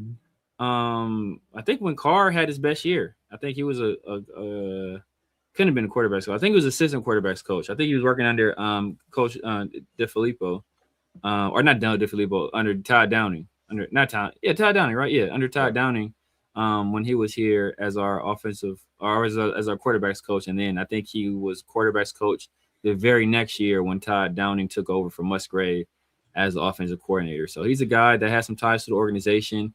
Obviously he's worked in Seattle as well. I think before that he spent some time with the Rams, like 2 or 3 years with the Rams.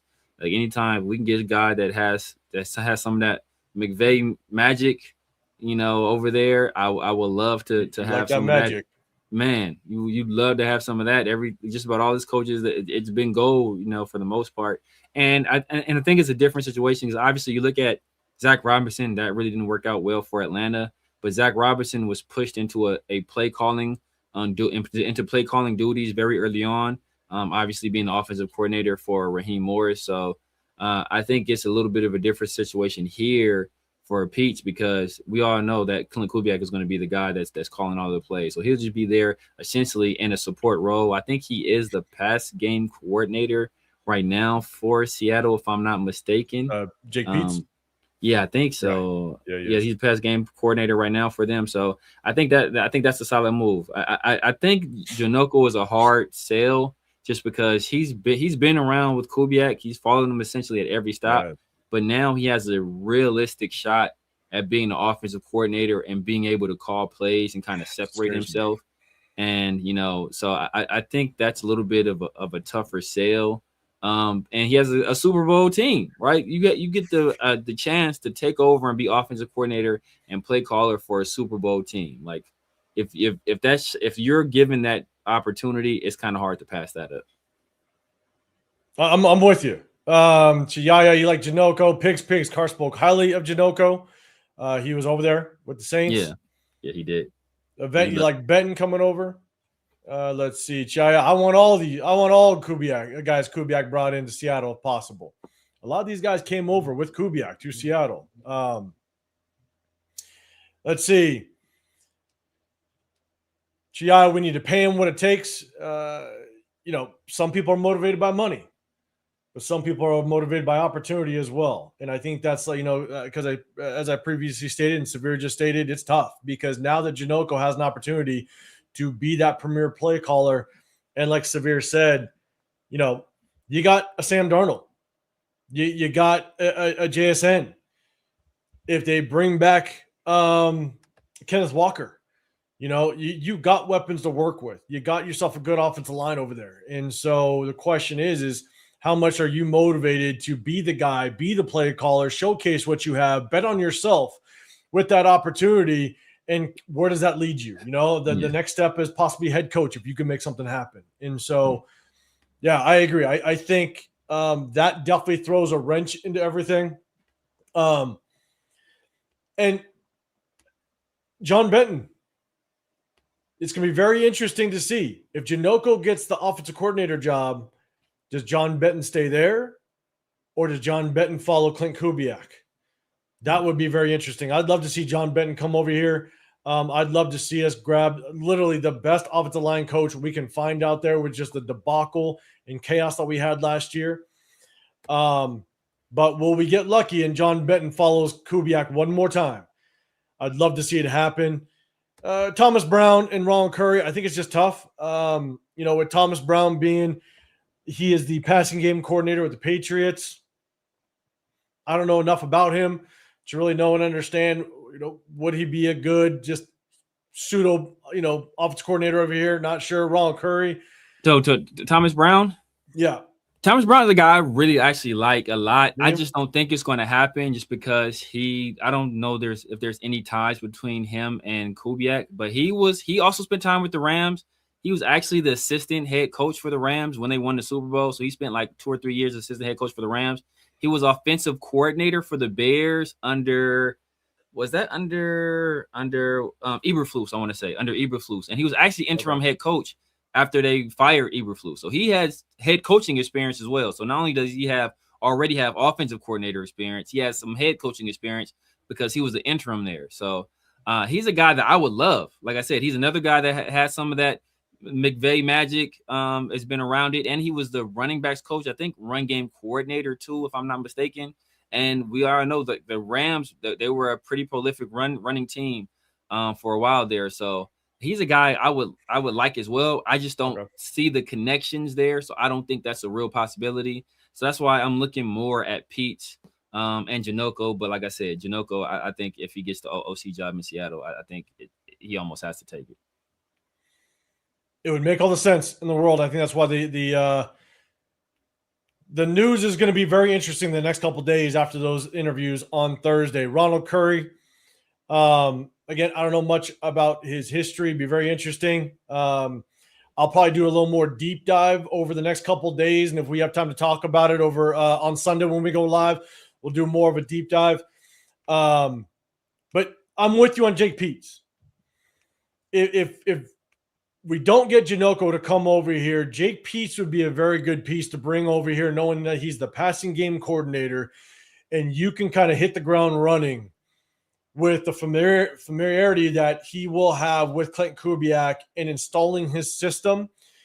It's not just about, and that's what's great about Janocko. It's great about John Benton, Jake Peets, obviously Justin Otten be the run game coordinator. When you can bring guys in that share the same terminology, you know, when I teach coaches, when I've done coaches clinics and stuff, you know, I've been in front of high school coaches, and one of the things that I teach them, I've been in front of high school coaches as well as youth coaches, and this is important at the younger levels. But you can call an interception 20 different ways. You can call it an interception. You can call it, you know, a pick. You can call it a turnover. You can call it, you know, if you want to go old school. In the Oski days, you can call it Oski in the old school, right? But there's so many different ways that you can call one thing. Yeah. And that's what happens with coaches. And I've always told coaches that I've been with when I was a head coach, as well as just a coordinator, I made sure that my terminology was the same across the board, because the one thing you don't want to do is you want to confuse your players. And that could minimize the confusion. Everybody could be on the same page. And so if you bring in a John Benton, a Jake Peets, even with the passing game coordinator, because the passing plays can be very, very, I want to say difficult, but they could be very confusing at times. Yeah. If the terminology isn't the same, especially with the audibles, with the adjustments at the line of scrimmage, even post snap, bringing guys in that share the same terminology, and you can hit the ground running and share it with the group collectively, I think it's huge. And so Jake Peets coming in, I think would be massive. John Benton would be massive. Justin Otten, I think would be a good addition. But I think if I could pick just a few on this list, yeah, Janocko, bring them over. Jake Peets as well as John Benton. Let's bring those guys over. Let's see if we could do that and shorten the learning curve with this coaching staff.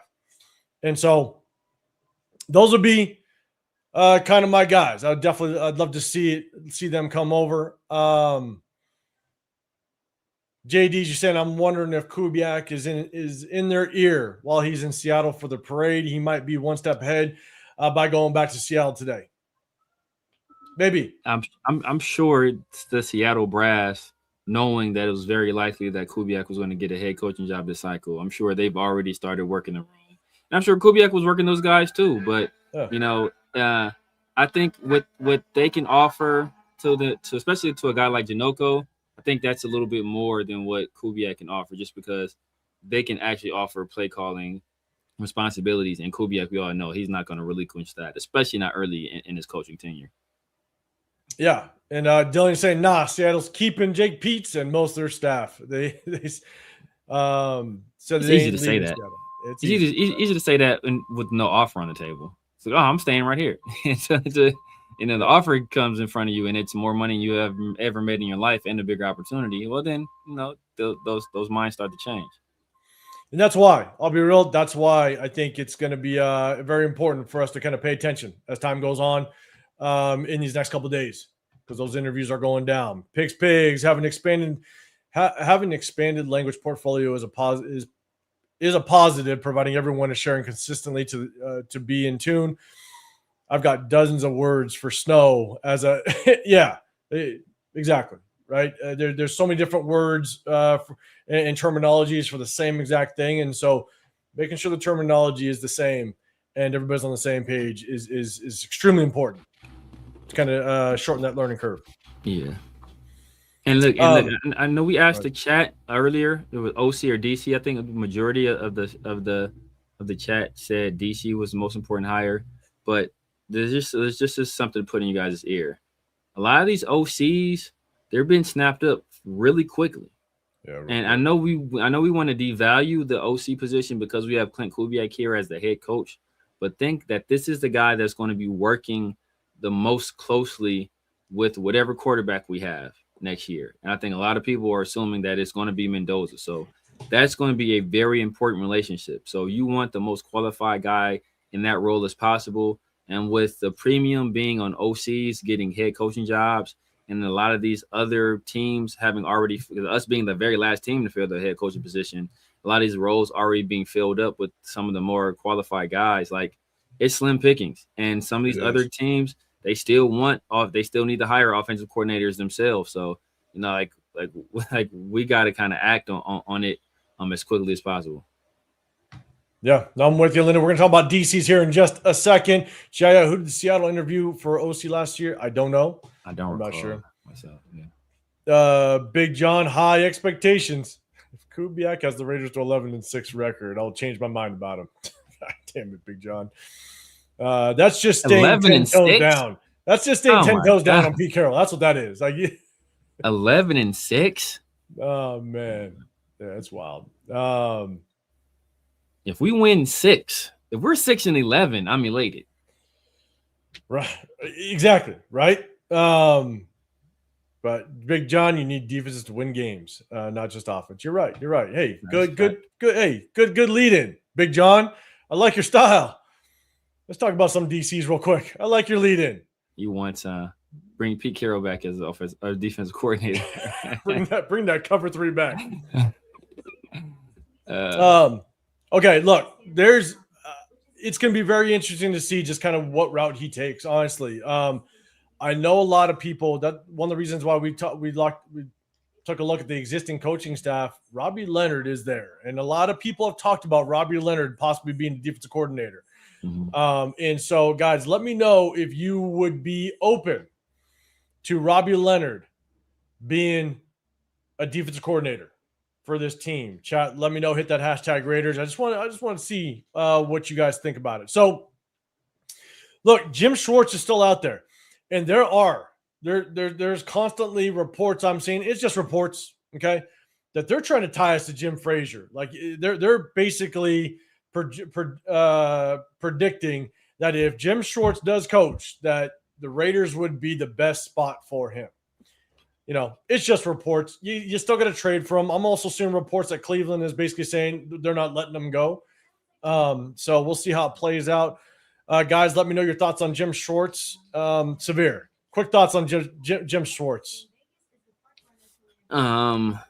Snowball meets hail, basically, is what I'm thinking right now. I mean, Cleveland's going to play hard ball because Jim Schwartz is playing hard ball, so they're not going to let him go easily. And I think it's very likely that Jim Schwartz sits out the entire year. I'm thinking that's what's likely going to happen. He sits out the entire year. Once Cleveland kind of moves on, I think at that point cooler heads prevail, and then they can make a deal for Jim Schwartz and whoever he wants to go to. I think they'll be able to make that deal at that point. But right now, like the way he left Cleveland, I'm sure they're in no rush to let him go somewhere else. Yeah, no, I'm with you, and they're gonna. I'm sure they'll play hardball a little bit. Real quick, go to Isaiah. You're no good on Leonard. Isaiah, we'll talk about Scott here in just a second.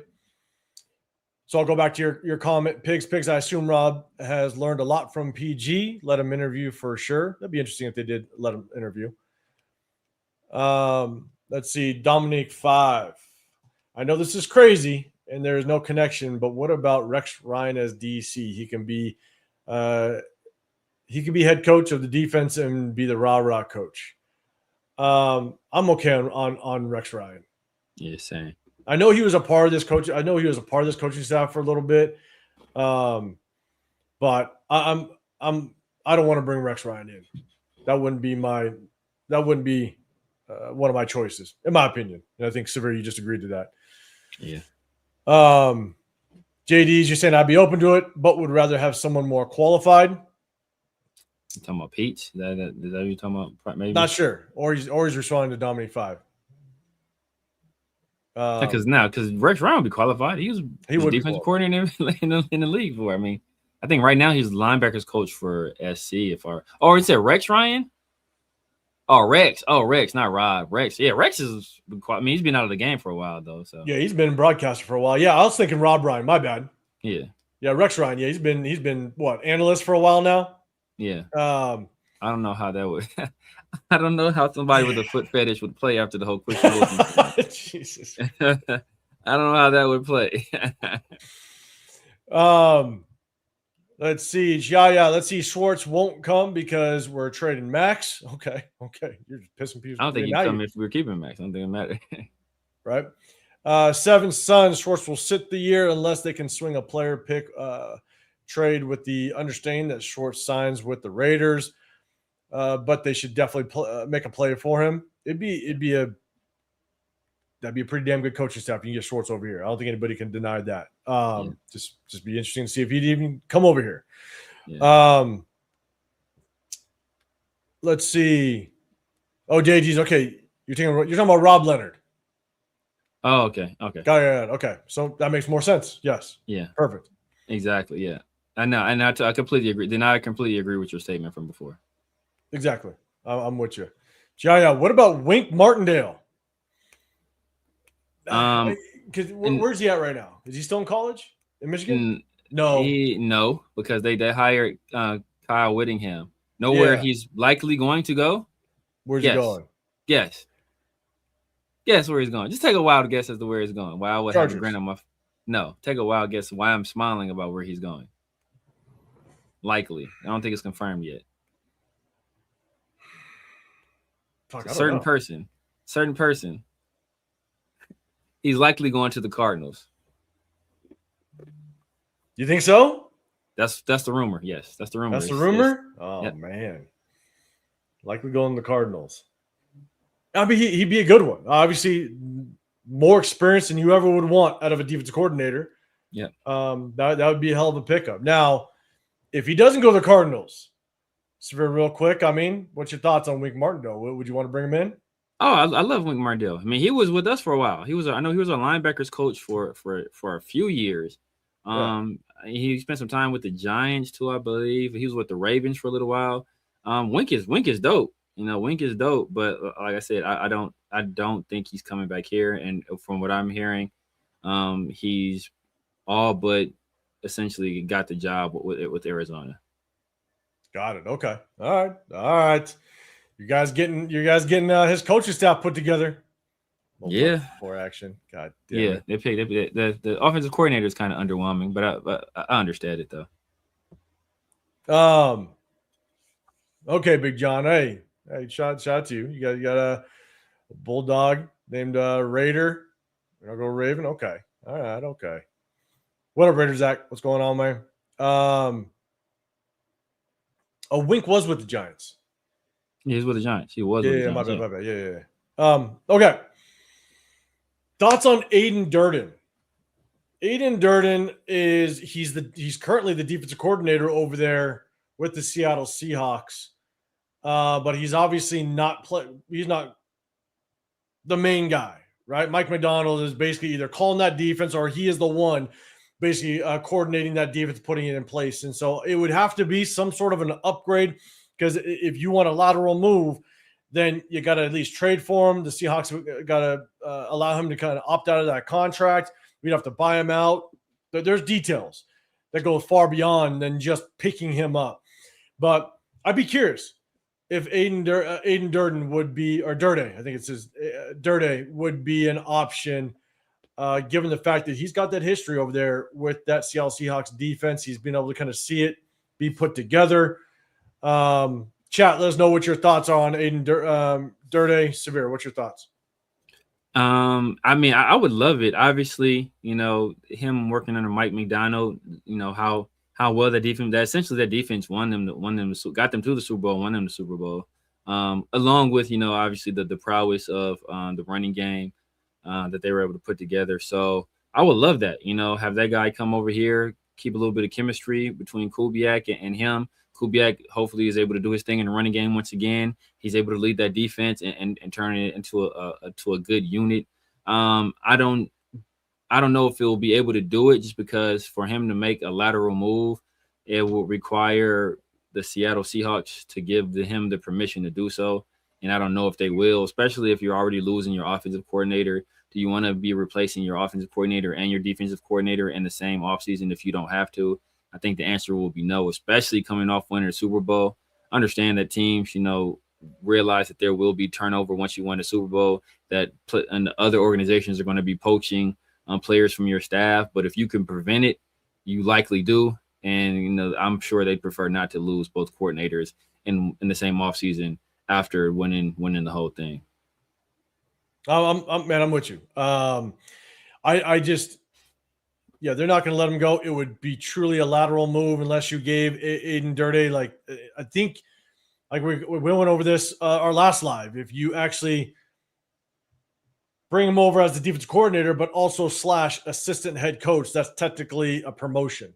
So you could actually pull that off without having to trade or anything like that, worried about contracts, stuff like that. And so I just don't see him. I don't see Clint Kubiak possibly doing that.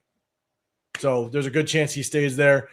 Next up, guys, let us know let's see, I think there was a couple people that did Chiaya. I'm fine with Durde. Vet's got experienced defense in there. Chiaya, I'm just praying that Frazier comes as an assistant head coach. We'll talk about Frazier just here in a second. Raid News Central, what's going on, man? Taino Raider, what's happening, man? Appreciate you popping up in here. DK in the building. What's going on, man? We're talking about it. We're talking about it, man. Okay, next up, Carl Scott. Look, I did do some research on Carl Scott. He doesn't have a whole lot of history when it comes to coaching. Basically, I believe it was 2021. He was with, I believe it was the Vikings. And then basically he now finds himself with the Seattle Seahawks.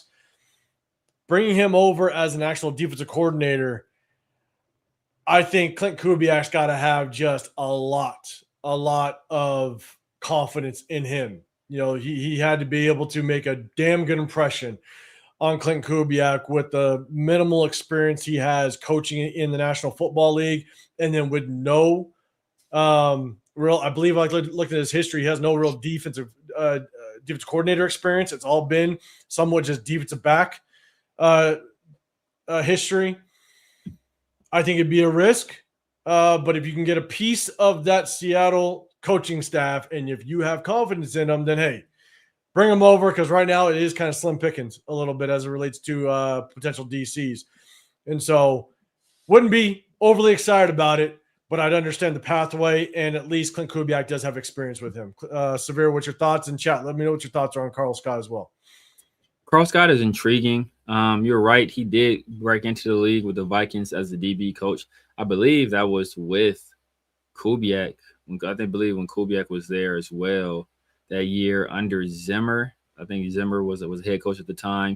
Mm-hmm. And before that, he spent time working under, possibly the greatest college coach of all time, and a guy known for his development of defensive backs, and Nick Saban. I think he was a secondary coach or DB coach with Nick Saban at Alabama. He did have a cup of tea, or a cup of coffee rather, as a defensive coordinator with a small school. I can't remember what school it was. It was an FCF school when I looked it up. I don't remember. I'm sure somebody in the chat will be able to remember it. I can't remember, but he did have defensive coordinator. But like I said, it was like some FCF school, some small school, so it wasn't like not even like Power 5 defensive coordinating. So like that's tough role. But I do like what he's done with the secondary in Seattle. You know, Seattle has poured some resources into the secondary, and he's turned those guys into some good players. So you see what he's doing this year with Nicky and Memori. Obviously Kobe Bryant is a guy out of Cincinnati who played opposite of Sauce Gardner. You see what he's done with Devin Witherspoon is another guy that's played well. Tariq Woolen is a guy that kind of had a little bit of a down year last year, recovered nicely this year. So I like what he's doing there. And when Mike McDonald came onto the staff there with Seattle, one of the few people he kept on the defensive side of the ball was Carl Scott.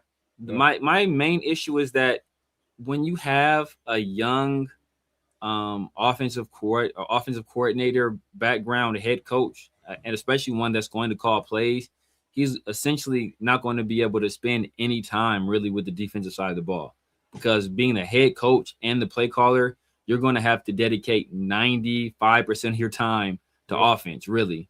So you have to have somebody in there on the defensive side of the ball that you trust to be able to run the show with very little supervision. You're essentially hands off on that side of the ball. And is Carl Scott a guy that you are willing to take that risk on? I don't think he is.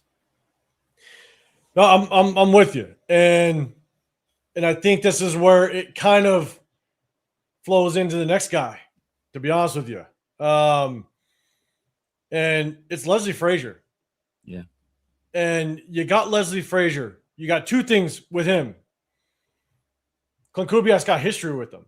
Leslie Frazier was over there when Clint Kubiak was in Minnesota. Yeah. You know what I'm saying? And Leslie Frazier with Seattle is the assistant head coach over there. You know, and so Leslie Frazier has obviously plenty of defensive coordinator history. He's going to come in. He's going to understand what he wants to do. Now, am I a big fan of bringing in Leslie Frazier? I don't know if I'm the biggest fan of bringing him in as a defensive coordinator.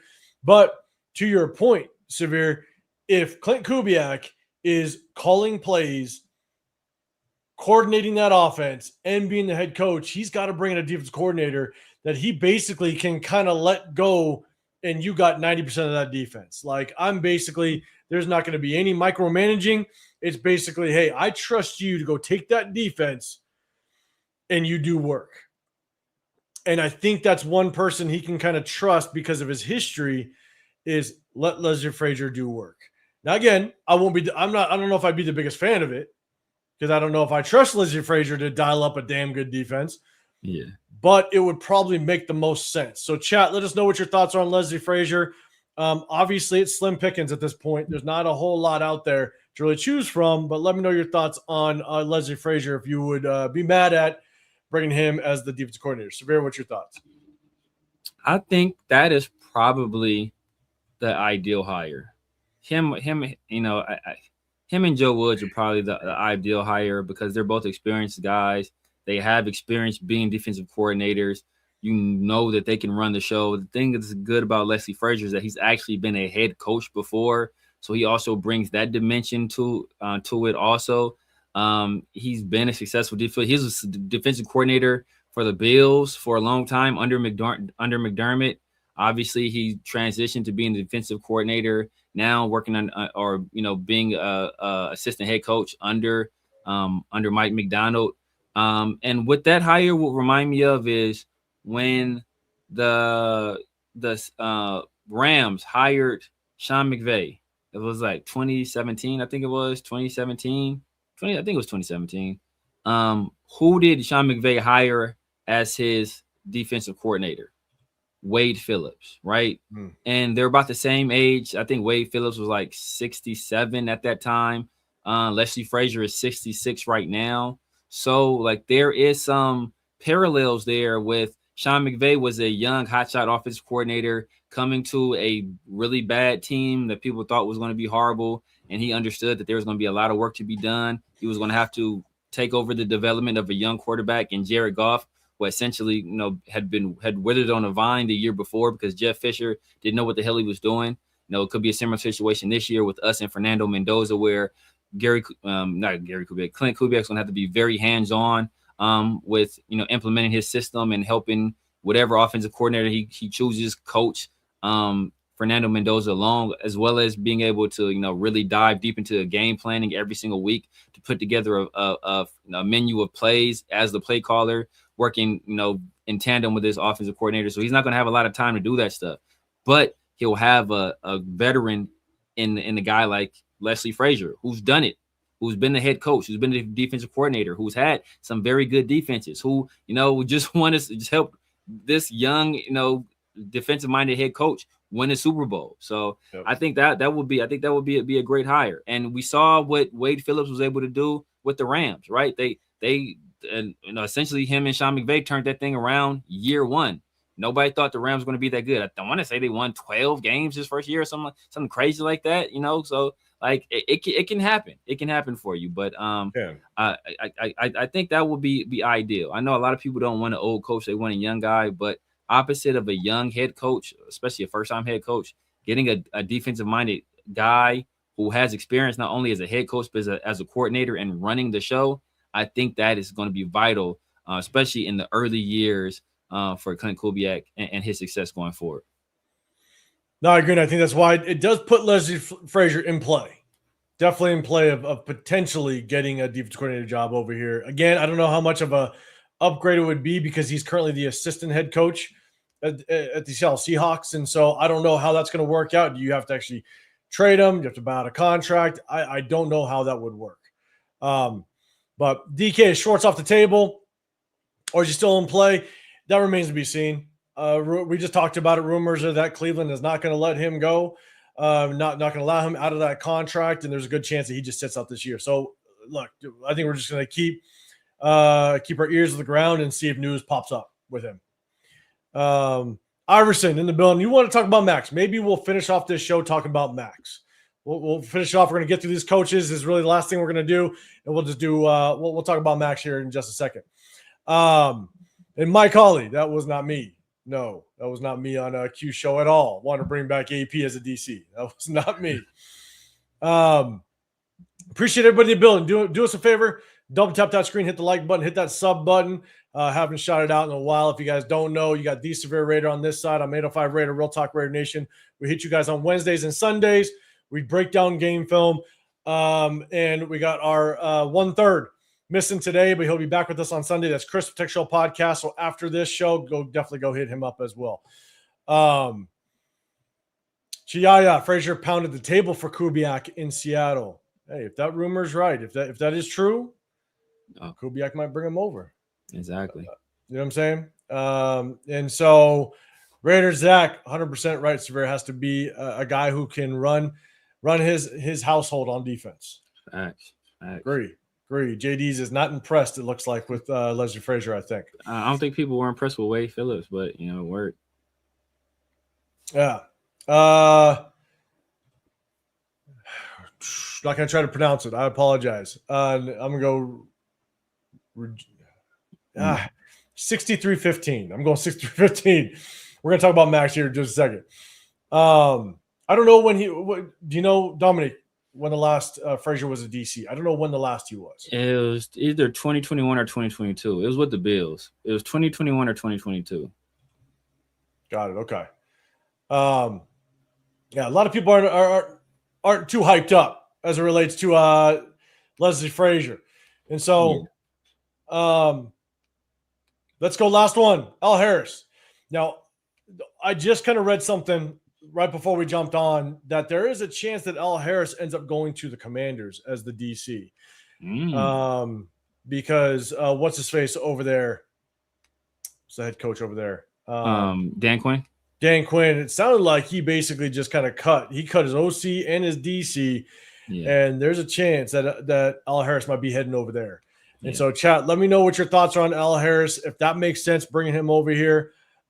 Severe, what's your thoughts on Al Harris? It's a lot of the same things with Carl Scott, where it's like he's a young guy. I don't think he's ready to just have complete control of that side of the ball and have full autonomy with very little oversight from the head coach. I think the perfect scenario for him is with Commanders, where obviously Dan Quinn is a defensive minded head coach. He's also kind of a CEO type head coach. So he's going to give him some reins and let him kind of run things, but he's also going to be there to help support. And he's not going to really be doing a whole lot on the offensive side of the ball. So he will be there to really bolster up and help support Al Harris and kind of mentor him along. So I think that would be the ideal situation for him. I don't think this is a situation for him. I love what he's done with the secondary in Chicago. Obviously, when you got a guy like Jalen Johnson, you already got one of the better corners in the league to kind of work with. But I think he's done a fantastic job. But like I said, I rather a guy on that side of the ball when we already hired Clint Kubiak, as a young head coach.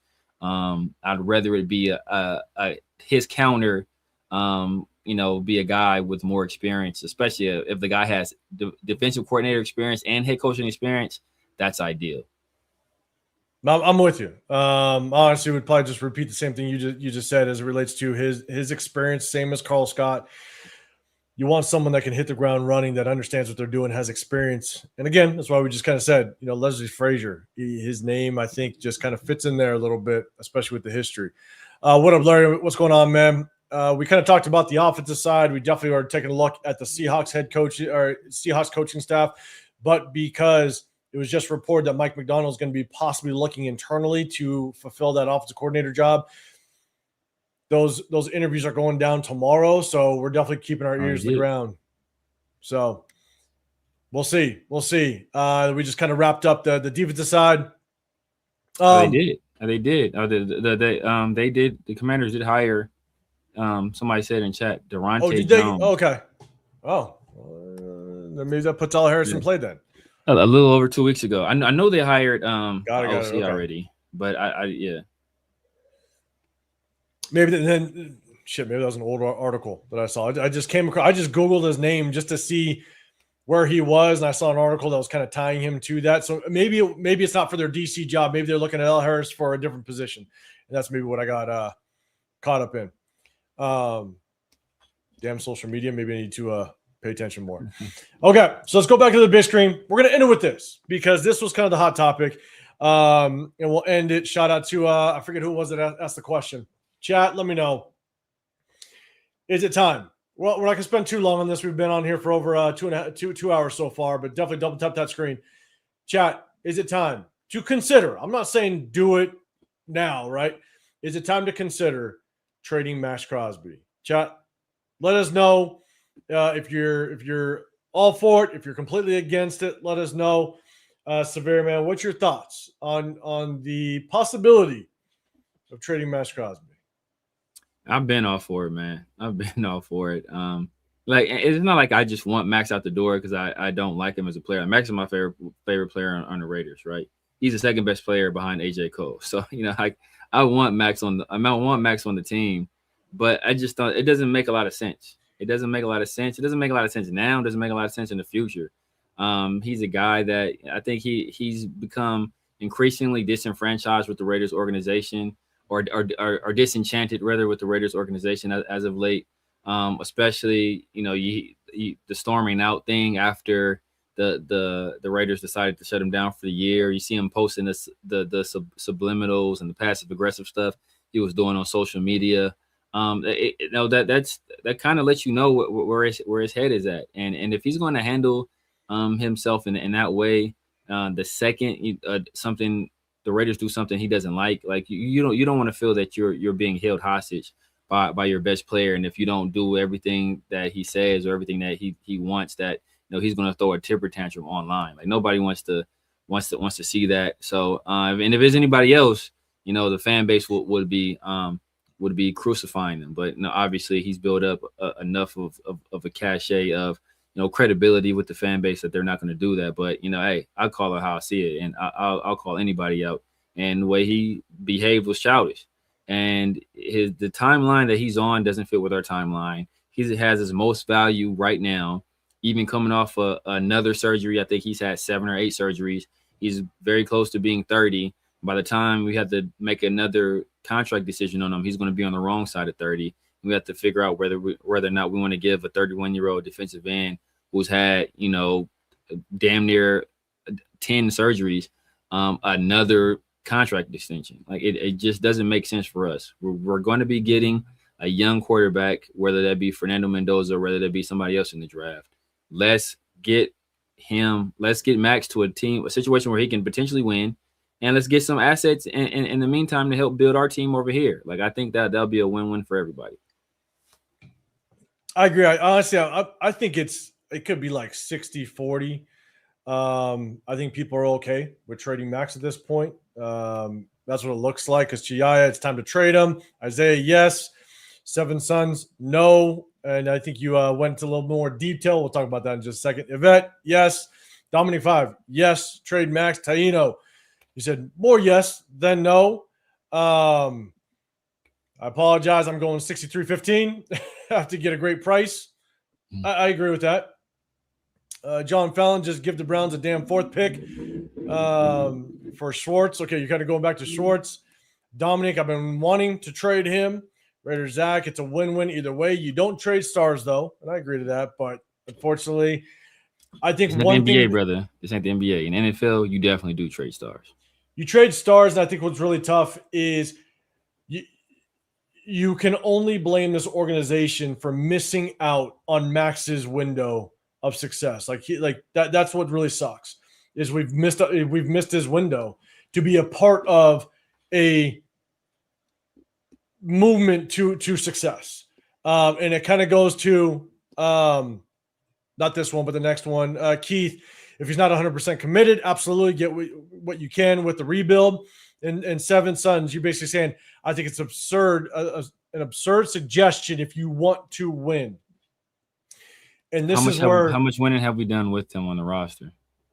But it's also, you always want to win, but the time frame does not match up with his contract. We want to win, but we know if you go and draft Mendoza, then the time frame is you're most likely hitting that peak in 3 years, and it doesn't match up with Maxx Crosby's time frame, unfortunately. And you want to be able to, because as much as it hurts to say, if you go draft Mendoza, then Maxx is no longer the face of the franchise. The number one overall pick is the face of the franchise, and that's what you build around. And so I think that's where it makes it tough. Again, don't kill the messenger.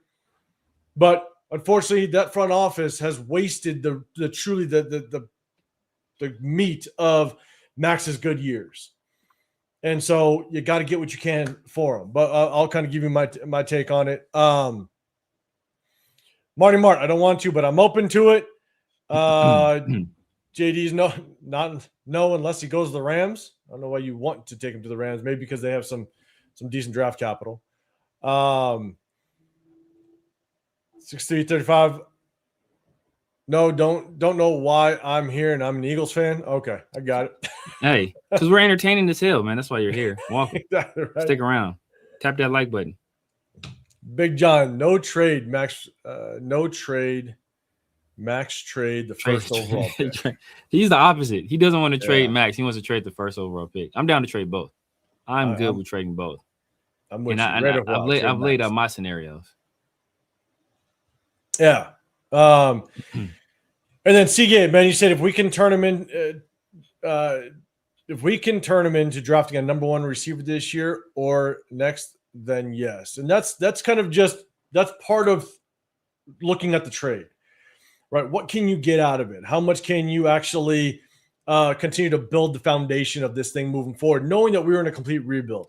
For me, look, I wish Maxx could have been with us and finding that success. You know, Maxx is a Raider. He is everything that we want in a Raider player, right? And again, blame the front office. We just missed out on some of his good years. And at this point, after 2 surgeries, he's going to go downhill. And unfortunately, we're in a complete rebuild, and you don't want to half-ass the rebuild. If you want to take Mendoza, then I think in the same breath, it would make all the sense in the world to trade Maxx Crosby, because you're now on a 3 to 4 year rebuild and you want to get that draft capital, and it's got to be a good draft capital. If you can get 2 number ones for Maxx, pull that trigger all day long, because now you're building the foundation around that number 1 overall draft pick. And he's got such a damn good contract. It's a tradable contract. There's going to be, I don't know how many teams, but I got to believe there's going to be 5, 6, maybe even 7 teams that will be willing to give you some damn good draft capital to get Maxx onto their roster. And because he just doesn't fit our time frame, I think you got to get the most value out of him as possible right now. And don't half-ass the rebuild. Trade him, get the draft capital, and maybe you can turn it into a number 1 receiver. Right? If you can turn it into a number 1 receiver and get somebody on a rookie contract, and you don't have to trade that, or you don't have to, dump that type of salary cap into a number 1 receiver, if that pans out, it is worth it, in my opinion. So, again, don't shoot the messenger. But at the end of the day, I think it makes sense. So, I agree. It sucks. JD's Rams pick, they picked 13 this year. Yeah. If you can swap them for a 13 and maybe you can get another first rounder next year, I'd do it in a heartbeat. I'm not going to lie. Yeah. 2 firsts will be – the Rams have 2 firsts this year as well. Yeah. And so – give it 1 this year and 1 next year. We all know Les Snead's motto, his mantra.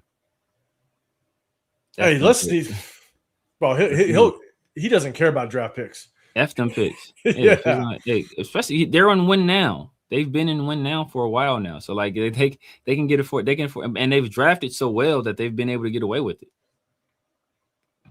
I mean, and that's why what up, Rebel? You're in here. You're saying you only trade stars if you have the right people in the right places. Coaching and GMs was to use those pick wise. The GMs were to use those pick wisely. Yeah. And look, I think right now. But the thing is, though, those people, the GM thinks they're the right people. That's the thing. The GM is going to think he's the right person to do it. And that's why, honestly, and look, everybody can kind of hate me for it. That's fine. I'm used to it. If you trade back out of that number 1 and you acquire a minimum of 3 first rounders and you trade Maxx, and then you can start to build the crap out of this thing, the foundation, then I would not be opposed to it. If Clint Kubiak likes Mendoza, man, pull the trigger and get it. But then for sure, 110%, I'm trading Maxx, because then I'm getting that draft capital and I'm building the foundation around Fernando Mendoza. So, but we'll be talking about this for a very long time. And if you hate what we're saying, I get it. I'm with you. Come back. Keep talking shit to us. We appreciate y'all. So, hey, we've been on here for over, almost 2.5 hours. We're going to get out of here. Check in with us on Sunday, because we're going to go over some game film of Clint Kubiak's offense in the Super Bowl. The more and more I'm watching Clint Kubiak, he kind of gives you a little bit of insight as to what he likes to do on offense, and then we can kind of take a look at how does that match up with the personnel that we have currently in the building, and who should we target moving forward in free agency. So definitely tap in with us on that. On Sunday, we're going to go over some game film. So double tap that screen before we get out of here. We appreciate it. Severe, let everybody know what you got going on throughout the week and how they can find you. You guys know what it is, man. The Severe Raider here on YouTube, X, IG, Snapchat, TikTok, basically everywhere. The Severe Raider. Holla at your boy. Sundays and Wednesdays, man, the Raider War Room. My guys, Christian Protect the Shield and 805 Raider.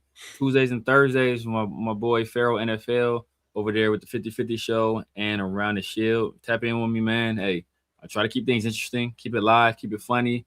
I'm always going to give y'all my honest opinion, man. Some people like it, some people don't, man. But, I'm always going to keep it 100% real. You're always going to know where I stand. Absolutely, man. After this, go over to Chris Protect Show Podcast. He's 1/3 of the Raider War Room. He rocks with us. He has some stuff going on today. So shout out to him. Oh, man. Hey, Raider Nation 510 in the building, man. I wish you could have been here in the beginning. You would give some great takes. Raider Nation 510. Always love it.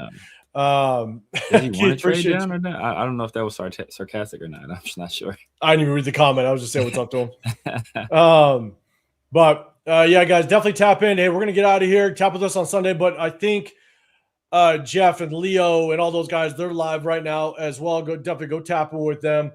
Check out their live. They're always throwing some good content to you guys as well. Also, go check out Rebel as well. He's always throwing content for you guys, man. So always good to get different perspective.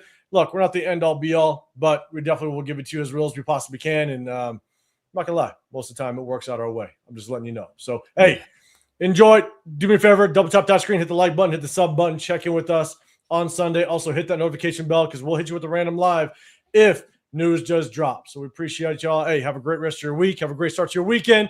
We'll see y'all on Sunday. We're out of here. Peace. Peace.